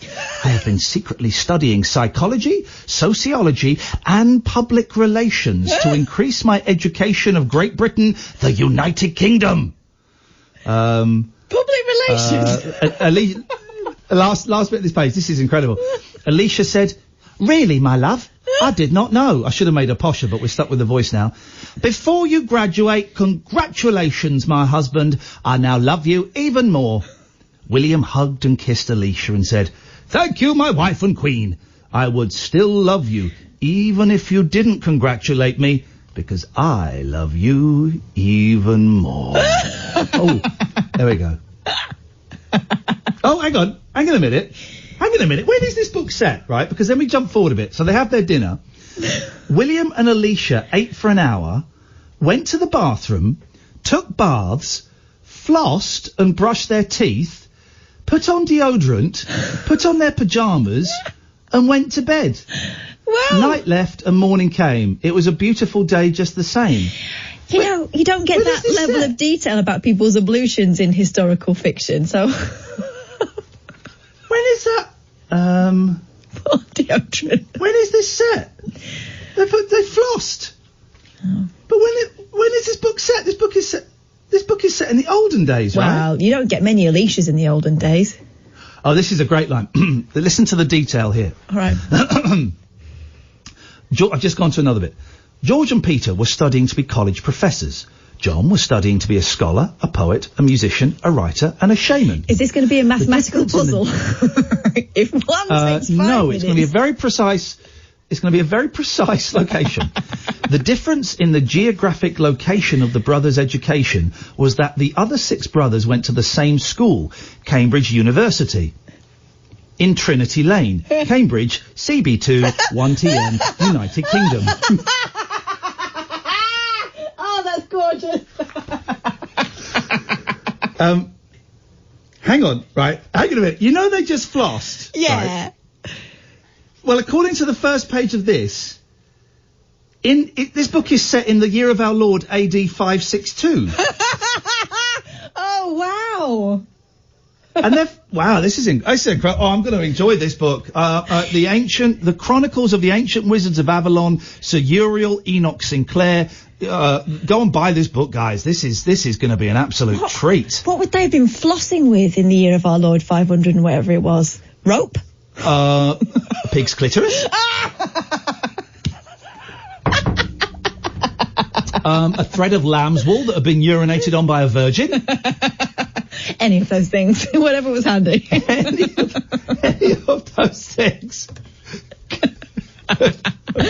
Wow. Can I read that when you finish with it, please? Yes, you can. I'll finish it tonight. It's not very long. Where are we? What are we doing? What's that? Catherine, you talk. I've talked too much, please. Thank you. I don't think I can talk after that. Oh, here we go. I've got a few little bits and bobs. We've got a call. Do you want to talk to James? Or you take call. If you want to take calls, It's up to you. Go on. You go ahead. You're controlling the studio. I can't control the studio. Don't work. Do you want one? Do you want one or not? Yeah, go on, Kath. Give me one. I can't. I couldn't if I wanted to. It won't work. Hang on. We're gonna have to wait. We're gonna have to wait for Sam. No, just drag him down. I can't. It won't work. I'm gonna have to shut this down and restart it at some point. Hello, James. Talk to Ian. How you doing? Just evening to you guys. I just wanted to see how Ian got on. I spoke to him the other night about the problem you were having, Ian. I'm all right. I didn't feel well enough to drive in. I sort of feel all right now, but all day I felt very, very tired and very nauseous. And I phoned Kath up at 6 and said, I can do the show, but I just can't. I don't think I can drive for an hour and a half. I think that's going to kill me. We spoke a couple of nights ago. I said, I had the same problem. Yeah. Since October last year, we spoke a couple of nights ago. I remember you, the man who can't eat cheese anymore. That's right, the cheese guy. This troll. I'm doing all right. I had the blood tests yesterday, and I took my poo in to be studied yesterday. I've got an ultrasound tomorrow. I'm really confident now. I did panic a bit. I'm really confident it's not cancer, which is one of the things the two doctors suggested. It's not cancer. It's just wearing me out, man. I'm so tired, and I felt really ill all day. I just want it, whatever it is. Tell me what it is. Tell me if I have to take pills. Tell me if I have to cut something out. Whatever. I mean, I just want to do it. I just want to feel normal. Yeah, it's just I think you'll find it'll be exactly the way I'd hope it is. Well, I had it. It's just like your body just doesn't absorb any fats anymore. So you'd have to get on some gluten-free toast and poached eggs for a week, and you'll be absolutely, you'll be back to normal-ish. But you'll never be back to normal. I'm still not back to normal. Just leave it. Just left Bath now after a nice meal of the Ivy. But it's, have to be very careful what you eat. Full stop. Hang on a minute. No, what famous people did you see at the Ivy? The only time I went to the Ivy, the Ivy when Bath. I was. Bath. Oh, not the Ivy. I went to the Ivy restaurant once, and George Michaels was in there, but that's the only. That was it. Michaels. George Michaels, the pop singer, the Greek. Yeah, it's Michaels. George Michaels. Yeah. Why is everyone what? I think it's Michael. The Michaels, isn't it? George Michaels. Yeah. Why is you know the guy? Because you gotta have faith. The faith. I gotta have faith. The faith, baby. You gotta have faith. You really gotta have faith now. You gotta have faith, the faith. That guy, George Michaels. Yeah, it was Michael. Yeah. Anyway. Wake me up before you go. I'm not planning on going solo. Wake me up before you go, cause you gotta have faith. Thank you. Thank you very much, James. Thank you, James. Appreciate that. 03444991000. Here's a song I wrote. Oh, here we go. I want to dedicate this to all of the great reggae stars that have gone before us.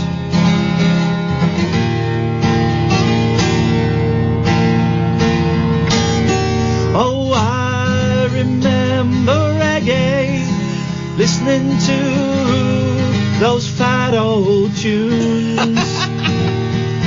I used to love listening to reggae music on rainy afternoons. And I say thank you, Bob Marley, Shaka, Demas and Pliers. Pato Banton. Thank you, Pato Banton, Sid Owen and John Alford. Cause we love reggae, the sounds of Jamaican beats. We love reggae, yeah man, reggae is really neat. Word. It's my tribute to the stars of reggae. It's my tribute. We'd probably play some adverts here, I think. Late night conversation worth losing sleep over. The Late Night Alternative with Iain Lee on Talk Radio. We have ways of making you talk. Well, Catherine, some good news.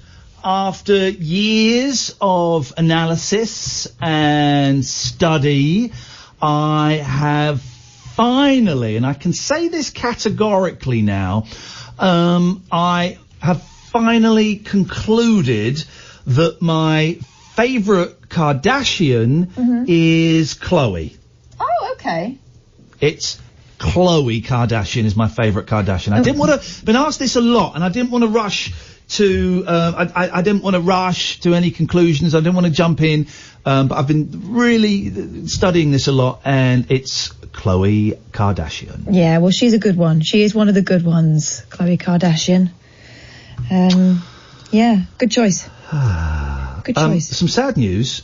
It looks like Jim Core from The Cause is a nutcase. Why? It looks like. Let me just find the tweet. I'm going to read you some tweets from Jim Core. Okay. Here we go. Oh. From Jim Core. Right. What if we were... it's from The Cause. What if this is the fit one from the course. What if we were actually meant to get mild childhood illnesses like measles so as to help prime our immune systems into fighting much greater diseases in later life? You see, he's arguing against vaccinationes. Uh-oh. I'm trying. Here we go. So I've got some more. Here's another one. Jim Cord talks about his journey to a no vote in the abortion campaign. Oh, yeah. Yeah, okay, he's done a bit of, Speaking as a former fetus, says Jim Cord, I'm against the killing of babies. He didn't say that. Yes, he did. That's a tweet from Jim Cord on the 9th of May last year. Speaking as a former fetus? Yeah, then he's posted a picture. It's a picture of a door. You know those doors, like old office doors with glass, and it's got words printed on it to indicate what is behind the door. Yeah. And it says Bureau of Imaginary Problems, Climate Change Division. Oh, Jim. This is from the 25th of June this year, so a couple of days ago. But Jim Core of the cause. People are waking up to the dangerous Russian roulette aspect of vaccination. We're told repeatedly they're safe. In truth, they're lucrative. While the US government has paid out $4 billion in damages for vaccine injury. And final one from Jim Core of the cause. Picture of Donald Trump. The more I get to know of this man, the more I like and respect him. No wonder the establishment media hate him and want you to hate him too. Real Donald Trump is the real deal. And I hope for the sake of the US and the world, he gets re-elected. That's Jim Core of the cause, officially a fruitcake. So he doesn't believe the medical profession. He doesn't believe meteorologists.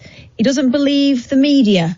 But he likes the arch liar and grabber of women, Donald Trump. Okay, yeah, seems legit. That's Jim Core. What a plum. The flipping cause. One of my favourite Ali G things, I don't really remember much Ali G, but one of my favourite things was when he was in Northern Ireland and he says I don't know, it's someone from Sinn Féin or I don't know who it was, if it was Michael McGuinness or someone like that. Would you die for the cause? Oh yes, of course I'd die for the cause. Well, yeah, the singer's pretty fit, but the rest of them, it was, it's a very silly line. Kath, what have you got? Have we got any phone calls? Yeah, do you want to talk to Andy? Here's Andy. You talk to Andy, go on. Hang on. Hello, Andy. Oh, gorgeous guys, how are you? Hey, it's that Andy. Dirty Andy. How are you? You doing? Dirty Andy.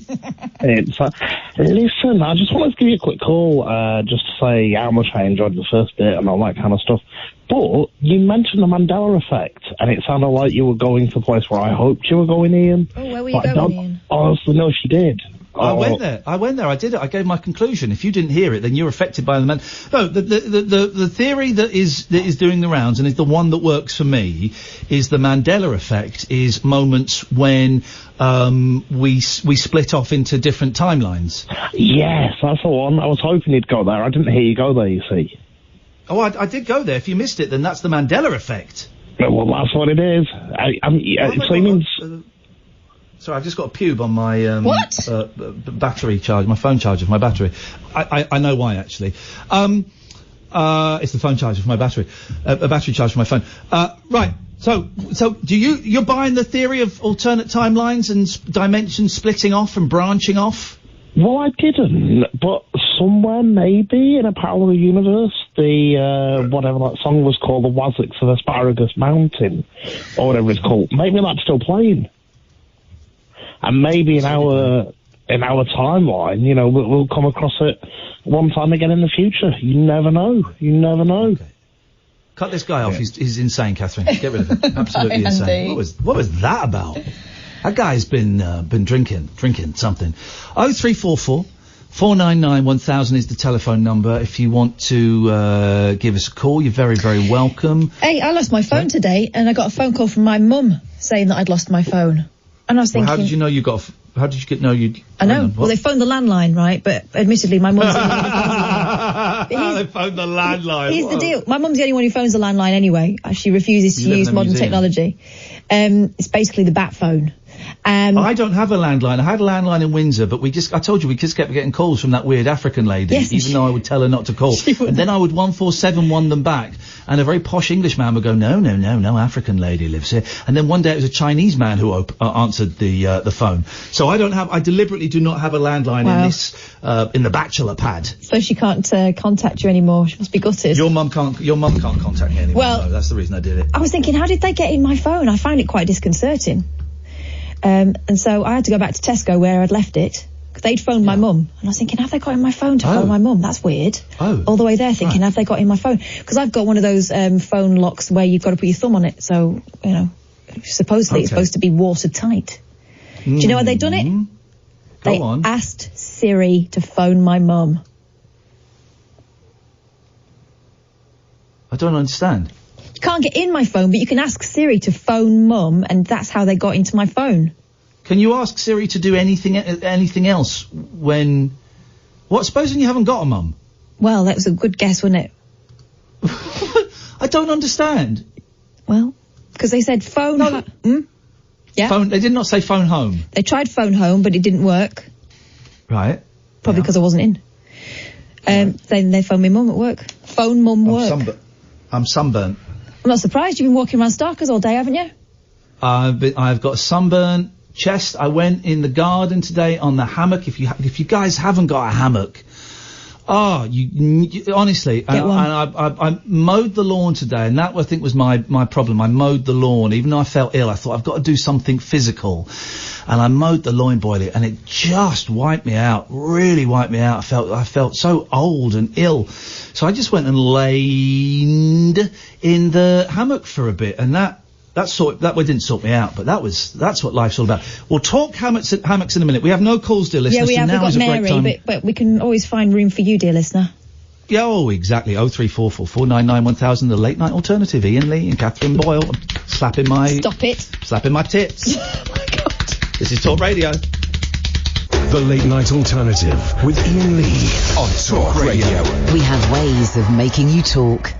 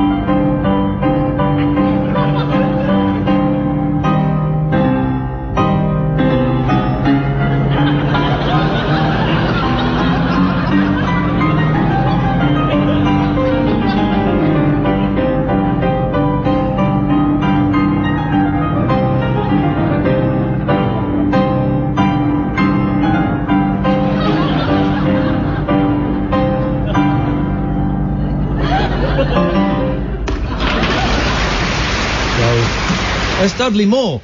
It's Dudley Moore, and it reminded me, Catherine, of our friend over in the United States with all those little sneaky little false endings. Beautiful. It's good, isn't it? Yeah. 0344 499 1000. Thursday night, it's a little bit chilled. I'm not in the studio. I'm at home because I'm not feeling great. And also it's flipping hot, man, and it's going to get hotter. I've got sunburnt chest. I'm bright red. I'm just rubbing my boobies because I'm doing this topless. But Catherine's in the studio. Sam is there. You call up, same as usual. You phone up, you speak to Sam. He'll take your name and number and give you a call straight back. We've not heard much from Catherine Boyle, so hit me, baby. Well, that's all right. I mean, we've got Mary to talk to, but I don't mind having a chat with you. Oh, here's the thing. Have you seen... This is how old we are, right? Who are the Charlie's Angels? Well, Farrah Fawcett. Yep. Jackie Thingy. Kate. So those are the original... There's one called Kate. Okay. Yeah, there's one called Kate. Now, imagine you're 15 years younger. Yeah. Who are the Charlie's Angels? Drew Barrymore. Lucy Liu. Yep. Who was the other one? Oh. And the other one? No, I know. Cameron Diaz. There we go. Right. They're rebooting the reboot of the Charlie's Angels. There's a new Charlie's Angels coming out. What for? This is how old we are, Catherine. They are now rebooting the reboots. But what's the point, right? Charlie's Angels, I enjoyed at the time, I think, although it's one of those things I can't remember one particular episode of. It was just always on. But it probably doesn't stand up these days. The reboots were okay. I don't remember them setting the world on fire. Why are they doing it again? They're doing it again. I don't know. I just saw a trailer for it popped up on Twitter, and it's just Charlie's Angels again. And you keep thinking, here's the thing, right? I'm going to become king of the world, okay? The boss of all the boys and girls. And I am going to... I've slapped my sunburn. I really shouldn't have done that. I am going to make it illegal to reboot anything and to make any sequels, right? From now on, is just original ideas. Yeah, new films only. The assumption seems to be that anyone who wasn't born when the first one came out won't be interested in watching it because it's like some sort of historical document. But the first series came out in the 70s, so that is, man, that's 45 years ago, right? So that would be the equivalent of, me when I'm a teenager watching something from, watching a Vera Lynn film. Or it would be from the war. It would be like watching who's the dirty old man who always used to tug off his stick of Blackpool Rock? George Formby. It would be like watching a George Formby film. So the first one, okay, fine, but the reboot with Cameron Diaz, that was only like 5 years ago, wasn't it? I think it was probably about 20 years ago, wasn't it? I think I was doing my first job. I think I was working at Hereward FM when all the ladies... Hereward. Named after Hereward the Wake. Do you know about Hereward the Wake? I know the service station. Anyway, I was working there and I'm pretty sure that's when that album came out. That soundtrack thing came out because they were whacking Beyonce on all the time. Yeah. But they are rebooting the reboot of Charlie's Angels. And that, to me... seems incredible. I found loads of stories, actually. I did some work and stuff and everything. 0344 499 1000. We'll go to the call in a second. I found loads of stories. I found a story. I'm going to retweet it because the video is incredible and it doesn't really work without the video. I've just watched it again. It's amazing. A hero teenager. Have you heard this story? No, go on. I'm going to retweet it now. Hang on a second. And then... go and watch then I'm gonna read it. Then I want you to watch the video after I've read it. Okay, so I've just retweeted it. A hero teenager miraculously caught a falling toddler as she plummeted to the ground from a second-floor window in Turkey. Oh my God. CCTV footage captured the moment the 2-year-old girl was caught as she fell from her family's home. Foyzi Zabat noticed little Doha Mohammed was about to drop from the ledge in Istanbul last Thursday. She'd wandered to the edge of the flat's window while her mother was in the kitchen. Algerian-born Zabat then positioned himself under the window and plucked the youngster from the air as she went head first towards the ground. The clip shows that despite the girl falling at speed, Zabat was able to hold on to her and stop her hitting the pavement. Now, Zabat can be seen reaching his arms out to catch Doha as passers-by then realise what happened. Now go and watch it. I've just posted the news story. Now go and watch it. Flipping it, man, it's close. Oh my God, He only just catches her, doesn't he? Which way up is she? I can't see. He sort of grabs the middle, doesn't he? It says in the story that it's head first. He only just catches her, doesn't he? Yes. That I need to see it again. Hang on a second, because that is. Oh, now we've got an advert. I don't want an advert. I just want to watch I don't want to watch an advert. Thank you very much. Just want to see it. Here we go. That is incredible. Here we go. Only just catches her. That is incredible, isn't it? Yeah, she's had a very, very lucky escape there. God, and the speed she was going at, flipping out. And you think too, and I remember too them being huge, but then you scroll down in the picture of her. She's tiny. A baby. She's tiny. She's a baby. She weren't going to make that, you know. And it's fast. That bloke is a hero, man. Absolute legend. Have you read the end of that story? As a thank you, Doha's family gave their daughter's rescuer a gift of 200 Turkish liras, which is about £27.21. Wow, good for them. Good for them. That's incredible. Absolutely incredible. That poor little girl. Gosh. Do you want to take a call, Catherine? Yeah, Boyle? go on then. Here's Mary. Go on, you lead the way. Hiya, Mary. Hi.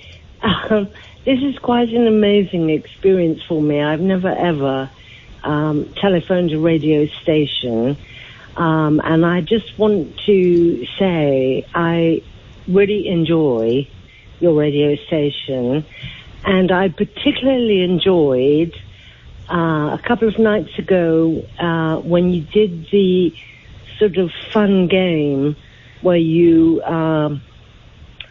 gave them, there was a name of a famous musician, and you took the last letter, and the next person had to name another musician.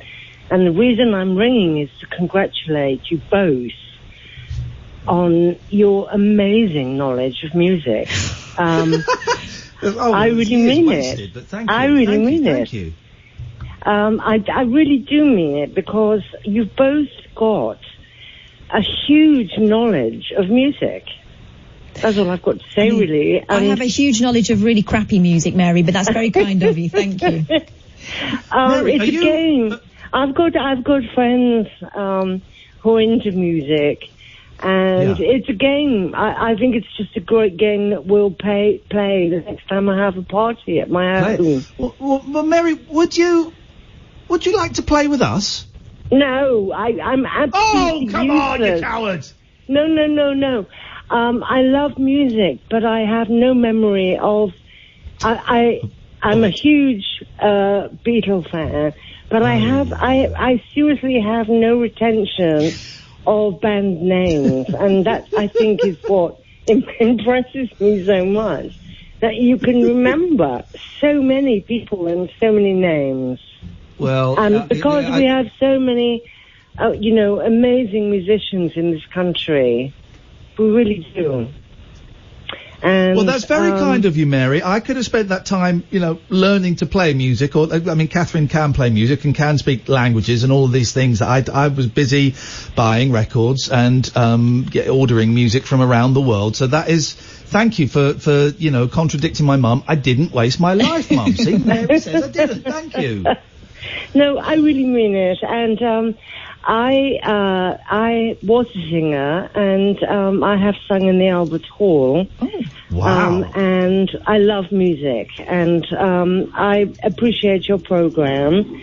And there's only one thing I'd like to say to finalise.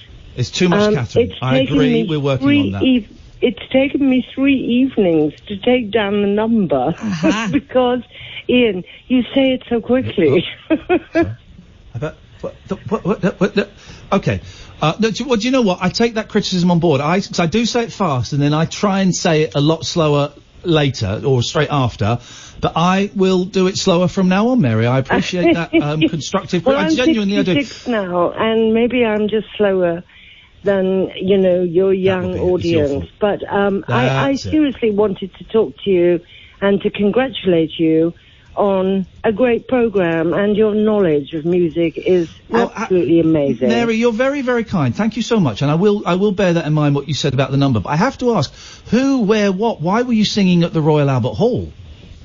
I was a folk singer, and I sang at the Albert Hall when I was 15, I belonged to a youth club, which I don't think we have so many today, and I wish we had more.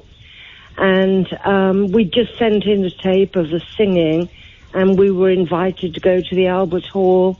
And you're not going to like this, I don't think, but Tony Blackburn was the au pair. I love Tony. We love Tony. I'm good friends with Tony. I love Tony Blackburn. Right. Well, I met Tony Blackburn because he was part of the show, and it was a religious get-together for actually Methodists all around the world, and they do it, I hope they still do it, but then somebody saw us in the Albert Hall, and we were a group of, I think, 12, and he selected 3 of us and offered us a professional music career. And so the 3 of us, I was actually 15, my sister was 18, and my best school friend was my age, and we were selected out of a group of 12 by a music professional who became our agent. And we sang... What was the name of your group? Were you the Nolans? Do I have to tell you? Yes, you do, young lady. Of course you do. Go on, who were you? We were called the Three Cherries. And I don't think... We backed records. We could do the do-a-da-di-da-di-da in the background. But it was... I like you. But my sister was an intellectual, and she went to Oxford and then got a wonderful opportunity to go to America. She's a scientist in America. And so the music career ended, but my God, it was great fun. And we're all Welsh, the 3 of us were Welsh, and we sang in the toughest audience ever in all the working class clubs in Wales, throughout the whole of Wales. Yeah, of course. What year you have to appear in one of those clubs to know how difficult it was. Yeah. What year would this have been, Mary? Late 60s? Oh, God. Well, I'm 66 now, so take 15 years away. Put me at 15, and that's when I was singing as a professional singer. Wow. Wowzers. That's incredible, though. Yeah. Do you miss it? Sorry? Do you miss it? Yes, I do. I still sing in voluntary groups. I join sort of singing groups, and but I don't enjoy solo singing. And I was offered by my agent when my sister and my friend went off to university. I was offered a solo career, but I don't enjoy solo. I absolutely adore harmony. But I was so young, I didn't say to my agent, look, I'll do 3 people. If I have 2 other people to sing with me, I'll do this. And it was at that young age, I just said, no, I don't want a solo career. But, God, I enjoyed it so much. I really did. And I met some wonderful people. I met people, I met Ginger Baker. Wow. We had Ginger Baker's daughter on recently. We had I know, I his heard daughter, the Nettie, interview. comes on the show. Yeah, I she was comes so on the show. enthralled. Yeah, I was really, really thrilled to hear.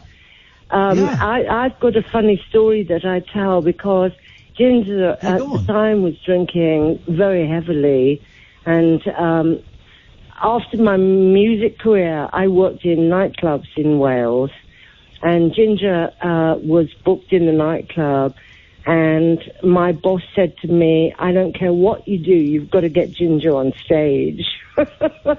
So I literally went into where Ginger Baker was, and he was absolutely, incapable of getting on stage. And I said to my boss, can I do anything to get him on stage? And he said, anything, otherwise I'm going to lose a lot of money. So I just went in and just slapped him across the face. Wow. Until he opened his eyes. Open up. Yeah. He opened his eyes, and I said, can you see me? And he said, yes, I can see you.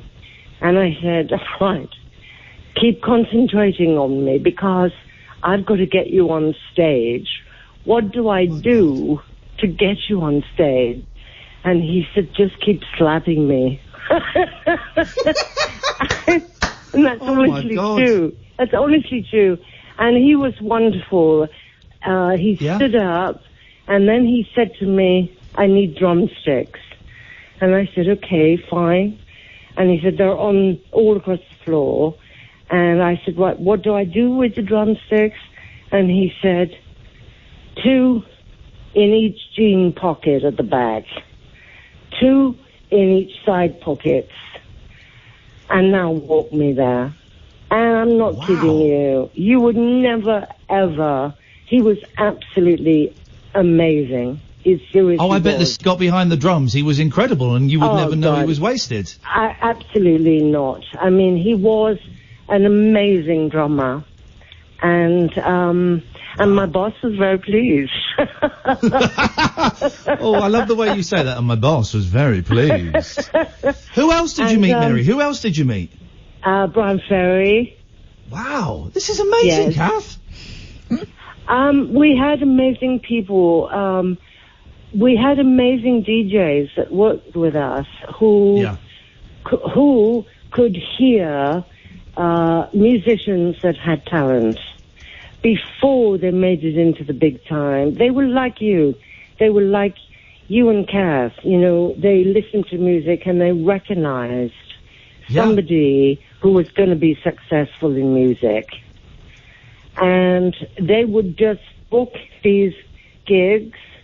And, you know, before, like, Brian Ferry gave me his first album. And, but it was thanks to the boys that were the DJs in the club that recognized, you know, talent.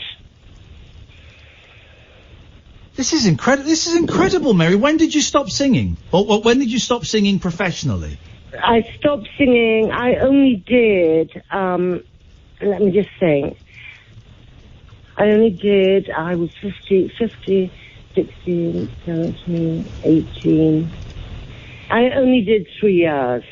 Right, okay, because my sister went off to Oxford, and then qualified, and then she went to America to live. But we have, you know, great laughter about it, and if I had the courage, I would go back into it, but I don't think I do now at my age, at 66. I don't think. Why does the age? But why does your age? I encourage young people. I do encourage young people. And I'm wondering why it's harder when you're older. I know you haven't done it for a long time, and that can be tricky. But I wonder why it's harder for you to even consider going and singing a song in front of an audience now that you're 66. Yeah, surely there's less to lose, isn't there? Yes, that's absolutely right. And I must tell you, your voice doesn't matter what age you are, you know. It's the one thing that never fails you, your voice. And I was in business, and the Beverly Sisters came into my business. I had a shop. The Beverly Sisters came in, and I mean, it was quite amazing to meet them. And they're quite interesting, actually very eccentric women. Oh, I bet, yeah. But of course, I think part of their family have continued music, haven't they? Yeah. I think sons, daughters, etc. have continued music. And who knows? one day I may try it again. I do a lot of singing in groups, and I do gigs with groups of singing groups. I don't know whether you get them in London, but they're big. I'm from these Brighton. like rock choir type things. Yes. Oh, yes. And all different age groups go to these choirs, and it's so good for people. It really is so good for people to sing. It's so uplifting. Mary, my ambition now is to see you sing a song solo at some point. Yeah, that'd be great. That's my ambition. Would never bully you, would never force you, would never, want to make you uncomfortable. But I'm just nestling and nursing that idea in the back of my head. I'd really like you to sing a song solo one day. And I'm just planting that seed in my mind. I'm just planting the seed in your mind, saying that you would have a very willing and very supportive audience with me and Catherine if you ever chose to do it. Okay, that's a great thing to say, and I appreciate it because I know that I could do it. It's just getting the courage to do it. Yeah. I drink in a wonderful place in Hove, and they have live music every evening. Yeah. And it's a tiny, tiny pub, and they have just local people playing in the pub in the evenings, and I have been tempted. I know them well, and I have been tempted to do that. So maybe with your encouragement, I will do that. I'll ring you and let you know if I do. Please do. It would make my day. It would make mine and Catherine's night to get a phone call from a giddy, excited you saying, "You'll never guess what I did an hour ago." It would cheer us up no end. Yeah. So just let that percolate in your mind for a while and see where it takes you. I will. Thank and you, I promise if I do it, I'll let you know. And you too, keep up the good work. Thanks, Mary. Well, thank you, Mary. So nice to talk to you. We'll speak to you again soon. You take care. Thank you. Good night. Thank you, Mary. Thank you. Bye-bye. There we go. Bye-bye. It's the first ever phone call to a radio station. Not a bad one at all, was it? Well, that was... I started treating her like a guest because it was... You could tell from First of all, whenever there's a slight, a slightly older than me woman phoning in, I'm always slightly... Why are they listening to this? Yeah. What is it they... Because this show is kind of, for me, I know we have a wide age range, but it always feels to me sort of 50 is the upper range and maybe 15 is the lower range, primarily men, 60-40 men, women. So you get a 66-year-old woman who's obviously very intelligent and very well spoken. Part of me thinks, well, what is she hearing that's working for her? My first reaction is when they ring up and say, I always think they're going to complain. Oh, I thought it was going to be a complaint. I really thought it was going to be a complaint, and shame on me for that. But then she said she liked the Adamant game. Yeah. I'm thinking, okay, that's right. And then when she said, I used to sing once, I thought, aha, there is a story here. And boy, oh boy, what a story. She had to slap Ginger Baker awake. Incredible. And you know what? I've got a feeling, Catherine, that little push, just a very gentle push with one finger each that we gave her at the end there. Yeah. I've got a feeling that she's going to go and sing a song at some point in the next few months on her own. Do you know? Did you feel that? I did. I do. What breaks my heart is when you hear people who've lost their mojo or they've had the confidence crushed out of them for some reason. And you can tell the will is still there slightly, they wouldn't talk about it if it wasn't there. But yeah, just a little nudge sometimes in the right direction. I mean, what is there to lose? Mary, if you're still listening, what is there to lose? You might actually love it. That was a wicked call. Thank you so much. Please call again and we can chat about anything you want, but I'd really like you to call the show again. 0344 499 1000. Let's have a quick break. This is Talk Radio. Take a trip into the alternate reality of late night radio. I think I'm in something like the Matrix, and so are you. The Late Night Alternative. Hello. With Iain Lee. Is there anybody out there? On Talk Radio. Hello. 0345. No, I tell you what, I was just typing my mobile number to a window cleaner. 034. What do you do? Were you doing during that break, Catherine? I was looking at Twitter. I was arranging an appointment for a window cleaner to come and give me a quote on Sunday, so I was just typing my number out. The number you need, dear listener, is 0344 499 1000. Last 30 minutes of the show before Paul Ross comes before you continue, yes? Could you do that really slowly, because it took Mary 3 days. Yes! She's right. She's absolutely right to call me out on that. Thank you, Mary. 0344 499 1000. 0344 499 1000. What you got, Boyley? I've got Sheila. Let's go for it. Want a bit of Sheila? I want a bit of Sheila. Hey, Sheila. Hello. Hello, how are you feeling? Oh, what I was going to say is Mary's absolutely right. Until I got my loyalty card, oh, bloody hell, it used to take me like an hour to remember your number. So, yes. But you're bonkers, though. I'm not bonkers. Well. Oh, wow. Okay, the reason I first called, because yes. I've been on hold for a little while, the reason I called, I wanted to challenge Mary to the game, because she loved the game. Yeah, but she didn't want to play. Oh, I just wanted to play it with her, and that's why... Play it with us! Play it with us! Let's go for it! She would have won it. So there's no point. She would have won. Sorry? Why is everyone too scared?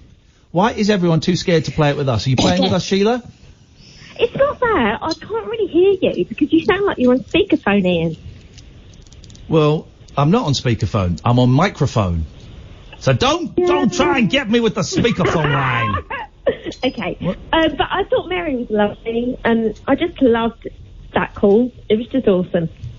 We're going to release it as a record, I think, that call. That's what we should do. That's what we should do. Release it as a 7-inch single. It was. She was great. I loved her. That was that was fascinating. I want to hear her sing. Some of my friends are kind of older musicians, and I've talked to them quite a few times about this. They're like a forgotten generation, because things in the music industry are so different now than what they were. And they're expected, they go to open mic nights, they can't even get an open mic night, which is for free. And they're saying when they were kids, they would never, ever have played without being paid, ever. And it's just such a different thing. And they don't really have a place to go anymore. Hey, Sheila, is there something that you would quite like to do but you don't dare? Me? Yeah. Oh, God. Like Mary there lost her mojo a little bit. Have you got anything like that you think you want to get back on with and you can't, you've lost your confidence? Yeah, so many things actually, Catherine. One, like things I'd like to do that I can't do. So one would be singing. I'd love to sing. I just respect music so much, but I can't sing because, as you both told me, I've got a voice like a 12-year-old boy. But it's always been my thing. I used to be in choir at school, and I used to mime because everyone. Oh no! Oh, it was awful because I come from a family like my brother is a brilliant musician. Classical musician, and so it was just it's his sister, she can sing, so I didn't even have to audition. But I can't sing, so I was put in the choir for the whole 6 years of school, and I just mimed it, the choral choir, because I can't sing a note, and it's been a huge fear for me. And then the last person I dated was a rock singer. And that didn't help my confidence either because, you can't even, dance about in the kitchen singing anymore because they're listening to you sing. So, yeah, that's one thing I'd love to do. In a more practical thing, I'd like to play my clarinet again because last time I tried to play it, I was going to play you and Catherine a song and I dropped it on the kitchen floor because I'd had too much to drink and I broke it. Oh, blimey. Oh, no! That's the other thing. A bit more practical, a bit more, achievable. I love the clarinet. The clarinet is a massively underused instrument. I think it's a great instrument. I think people look hot when they're playing it. I think it's a great sound. Let's bring back the clarinet. I could be, because I want to be a correspondent on your show, and I was thinking I've got several things I could sort of punt for. So Richard said to me, he's my best mate, and he's always playing computer games. He never listens to the show. So he said to me, just your fake Sheila be the fake news correspondent. And I thought, well, I could be, but I think there already is. That doesn't grab you. I can tell that doesn't grab you. No. It's got to grab you. Yeah, I think probably you've already got one, and also I'm not that interested in the news. So I had a couple of things. So one was, it's rubbish really, but instruments that you don't play correspondence, because I've got loads of them. Oh, not just the clarinet, you've got more. Hello? Sheila? Has she gone? Sheila? Sheila? Gone. Well, I think that closes, that. Let's have a quick break. The radio show that knows truth is always stranger than fiction. Week Monday, I get shoes. The Late Night Alternative with Iain Lee. Because they're too real to be part of my imagination. On Talk Radio.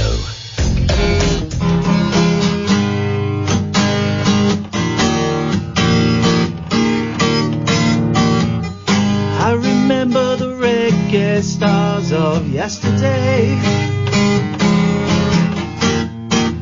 singing songs to help us through the broken hearts. Oh, yeah! Level 42 and as one.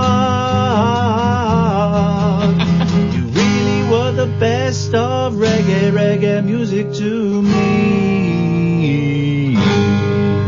Love reggae, and I just can't stop writing songs about reggae stars, Catherine. Yeah, That's what's your favourite? what I like doing at the moment. What's your favourite Level 42 and or Aswad track?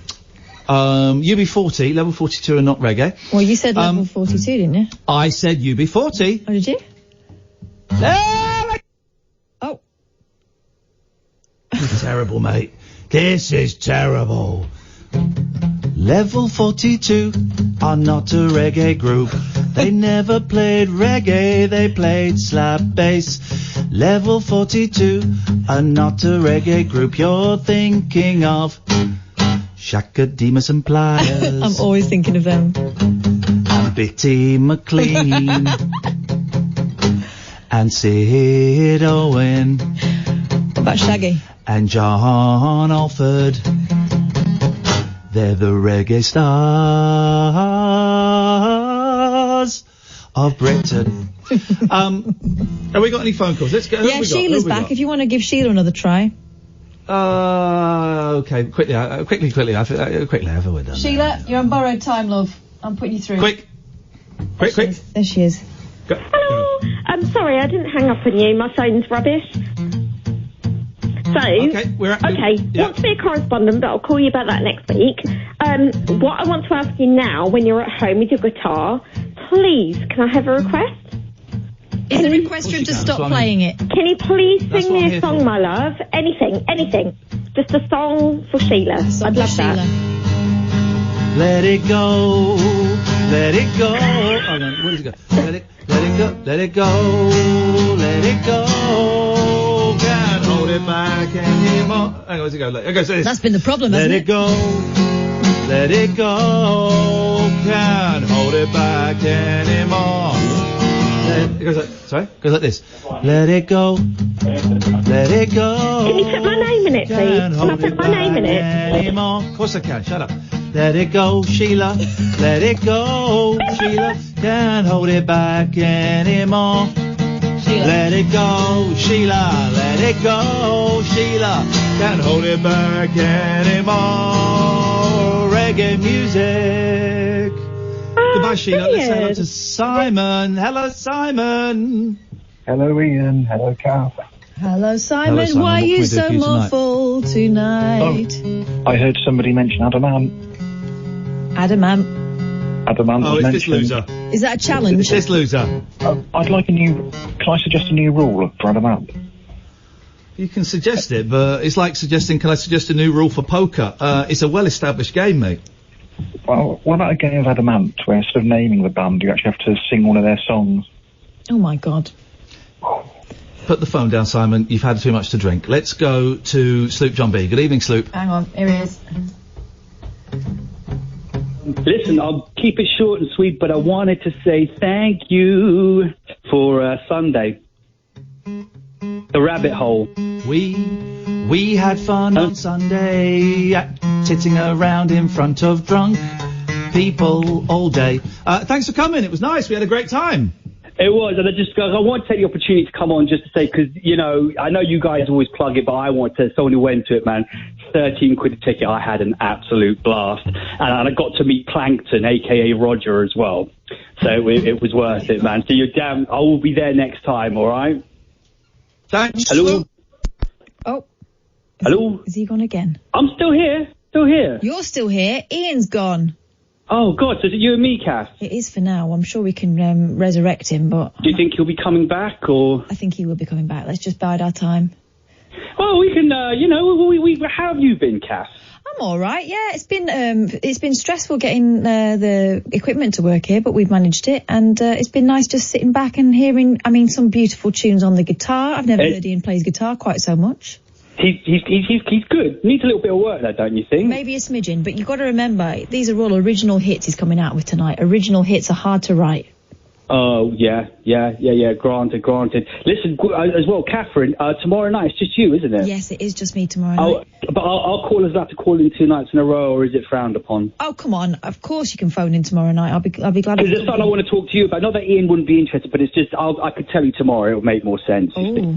Because you're a brain box, and Ian is clever, but not quite as brainy. Don't tell him I said that. Oh, man, the pressure is on now. I hope I won't disappoint you. You will not disappoint me. Okay. All right? All right, give me a shout tomorrow. See you then, Kath. Adios. Adios. Hang on, we're trying Bye-bye. Bye-bye now. Go away. Are you still there? He's still there. He's gone. What's going on with Ian, Sam? The line's just completely gone. He's not expired, has he? That a thing? Well, we were a bit worried about his health. Is he run off to the loo? No, it's in the line that he was on is gone. Hang on. Carry on, I'll try and come back, he says. All right, well, in the meantime, I can hear someone whistling in there. Is that Paul Ross? It is, yeah. Come in, Paulington. Come and take your moment, Mr. Paul Ross. How's it going? You're very tuneful today. That could be a great start to a horror film. What's that? There's a host at home doing it from ISDN, and one or other, either in the studio, other one, and you get that Sam coming and says, they've gone. And then the mystery unfolds. I'm sure he'll come back, though. Of course he will. Of course he will. It's just the flipping gear. And you're flying solo tomorrow night, then? I am, yeah. Goodness knows what we're going to get up to tomorrow night, but I'll work it out as we go along. All kinds of shenanigans. Yeah, good stuff. Of course. What have you got tonight? Well, we've got a great filmmaker on, documentary maker, who's just completed I've not seen anything quite like it before. He's basically gone back into the archives. 5 top Hollywood film directors, Oscar winners, went to the Second World War, and they all made remarkable documentaries. One of them, William Wyler. One was John Ford, John Huston, Frank Capra, George Stevens, and William Wyler. William Wyler made Mrs. Miniver. He made a beautiful film called The Best Years of Our Lives about people returning from the Second World War. But he shot the original documentary about the real-life Memphis Belle, which did its final 25th mission, and they took the real chance of going with them, loading it with cameras. One of the cameramen lost his life when the plane came down. I know, making it, because they were all like serving officers. Right. But the Memphis Belle came back, had survived. They were on a big promotional tour of America. And, of course, they shot hundreds of hours of footage.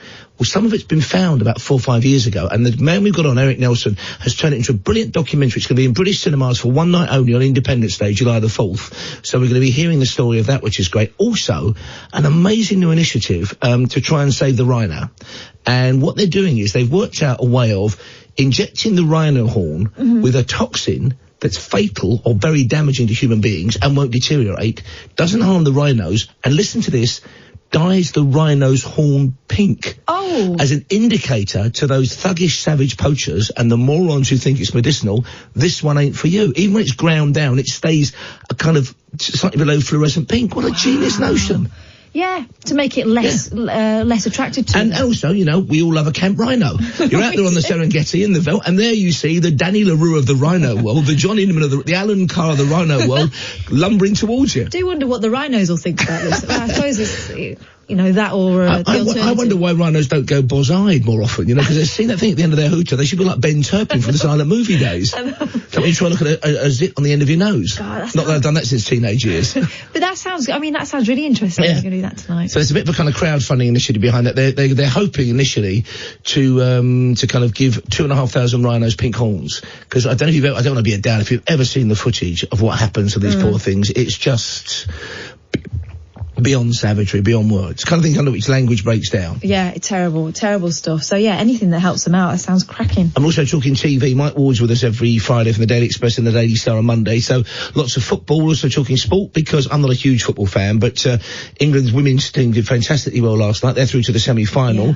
We're going to be finding out over the weekend who we play, either France or the United States of America, and then it could be next up the final for us. So loads on the show this morning. Wonderful. Thank you very much, Dee. Paul Ross, of course, will be with you in about 10 minutes' time. And you've heard it's going to be an absolute cracker. Are you taking phone calls tonight? The phone line's always open, but I think people realise I'm not very good with human beings. I mean, I make an effort for you and Iain, occasionally for Sam. But no, the phone line's always open. We tend not to. Often people ring us because something they've heard has struck a chord, because we're bringing people details tonight of an announcement that happened in the States in the very late hours of yesterday from NASA. About this amazing, and they've done it now because, of course, next month is the 50th anniversary of the moon landing, so they're building up and reigniting public interest in that. So we're crossing live to the States for the very latest on this amazing mission, basically out of the solar system. Never mind to infinity and beyond Pluto we're going to be going. Sounds absolutely amazing. Sam, you're looking at the disconcerted. I think he's tried to ring. Should we get him on the phone? Sure. Yeah, let's get him on the phone. I mean, what's he's got... reverse the charges. Exactly. He's got the night off tomorrow. I'm not going to do 10 minutes of work now at the lower rate. It's just not going to happen. We'll get him on. The technology held up really, really well till like you came in, just before you came in. I'm wondering whether that... He's not nipped out for a late Kentucky Fried Chicken or something, has he? He's not suddenly decided feeling peckish. He's at home. I don't think so. I think he's been trying to... As the movie started on Film 4 or something, you wanted to see. You never know. How was he feeling, though? Obviously he's not feeling 100%, or he'd have been in tonight in person. He said that he felt icky still, but it was more the thought of driving in an hour and a half and then back an hour and a half afterwards. It's wiping him out, to be honest. He's being terribly brave about it, barely mentioning it, of course. But I mean, and again, without being in any way a scaremonger, because he seems fine, but he's having all the tests done. But he's certainly lost a bit of weight over the last couple of weeks, hasn't he? I know you can lose 3 or 4 pounds a week if you're dieting and stuff, but. We're seeing less of him. Yeah, exactly. I think the old stomachache means that he just doesn't feel like eating, and that's what's doing it at the moment. So we're hoping for the best and trying not to... Have I bored you about the Van Gogh exhibition at Tate Britain? No. I went with my third eldest daughter last Sunday. She got me a ticket, which was great. For adults, it's 20 quid, but it's worth it. Trust me, I'll tell you why in a minute. If you're under 25, you get in for a £5. Which is brilliant. Now, it's the biggest exhibition they've had in the UK, and it's worth making a trip to London for, folks, since 1948. It's a fantastic exhibition. And it's got all the big pictures, the chrysanthemums, a starry night. If you get the chance, Tate Britain, go along and see it. It's brilliant. Oh, my little girls love those as well. Well, they get in for virtually nothing, and it's worth getting the kind of audio guide thing. Yeah. Because I used to be a bit snobbish about those. Now I love them, because you suddenly wonder, I understand what I'm looking at. Yeah, exactly. Or what I'm meant to be seeing, which is lovely. Because sometimes you can walk around those sort of galleries and go, right, well, I like that. I don't know why. I don't know who this person is. I don't know what the story is behind it. But how long am I supposed to stand in front of it appreciating before I can move to the next one? Although I would advise you, folks, if you want something to eat or a cheeky beer afterwards, don't go in the Tate Britain Cafe. 1 bottle of beer, £6. What? And there's a pub 200 yards up the road. £6 a bottle of beer. Mr. Lee, you on the telephone there? It turns out the technology I was using to do the show from my house, even though I paid £12 for it, I was only allowed 2 hours, which I think we overwent. I was only allowed 2 hours of broadcast time from it. So you have to put more money in the meter. I can't put more. I'm not putting another 12 quid in the meter for the last 5 minutes of the show. Stuff that. Fair enough. Do it on the phone instead. Yeah. Did I miss anything? Yeah, just Paul Ross inquiring as to your health. Thank you, Paul. I'm all right. I'm really, really tired. I feel really run down, and I feel all right now, of course, but I felt very nauseous earlier on today. That's why I stayed at home. I'm up early tomorrow for Little tests and stuff like that. But I think you're in bed early, though, aren't you? You're in bed early because you'll be heading straight up the wooden hill to Bedfordshire after this, so you save an hour and a half. I bet he's in bed already, aren't you? Oh, there's an image I don't want in my head. Oh, no. Yeah. What are his duvet covers like? It's got an eider down, do you think? An eider down? Very nice. I bought a new duvet cover this week, actually, but that's by the by. Well, I feel that my work here is done. I've contributed to approximately 80% of my radio show tonight. Maybe I should just bow out graciously. Wish you the best of luck tomorrow, Catherine, and me and the boys will give you a call tomorrow when we get out of the Dan TDM concert. My daughters are very excited about that. I know your boys don't know about it yet, but I told my youngest on the way to school today, thinking, this is just an interesting thing we can talk about, right? Yeah. When she came out of school, her whole class have drawn a picture for Dan TDM, apparently. Oh, really? Yeah, and they all they've been asking her to ask questions on their behalf. So I said, well, look, I can't send Iain to this thing with like they made loom band bracelets for him and all sorts, right? There's a bunch of 7-year-olds. Yeah. I said, but if he comes in next week, I'll make sure we record a question from you. There you go, wicked. We can do that, definitely. He's a big star. I kind of underestimated how massive he is. All the kids in the class were excited. It's been the thing she's been boasting about all day, that her mum might meet Dan TDM. Oh, that's lovely. Well, this is the thing. He's worth 25 million quid, according to the Times Rich List. I never quite believe those things. As you saw, someone last week tweeted a thing that I'm worth 3 million quid. It's like, well, where on earth did you get that from?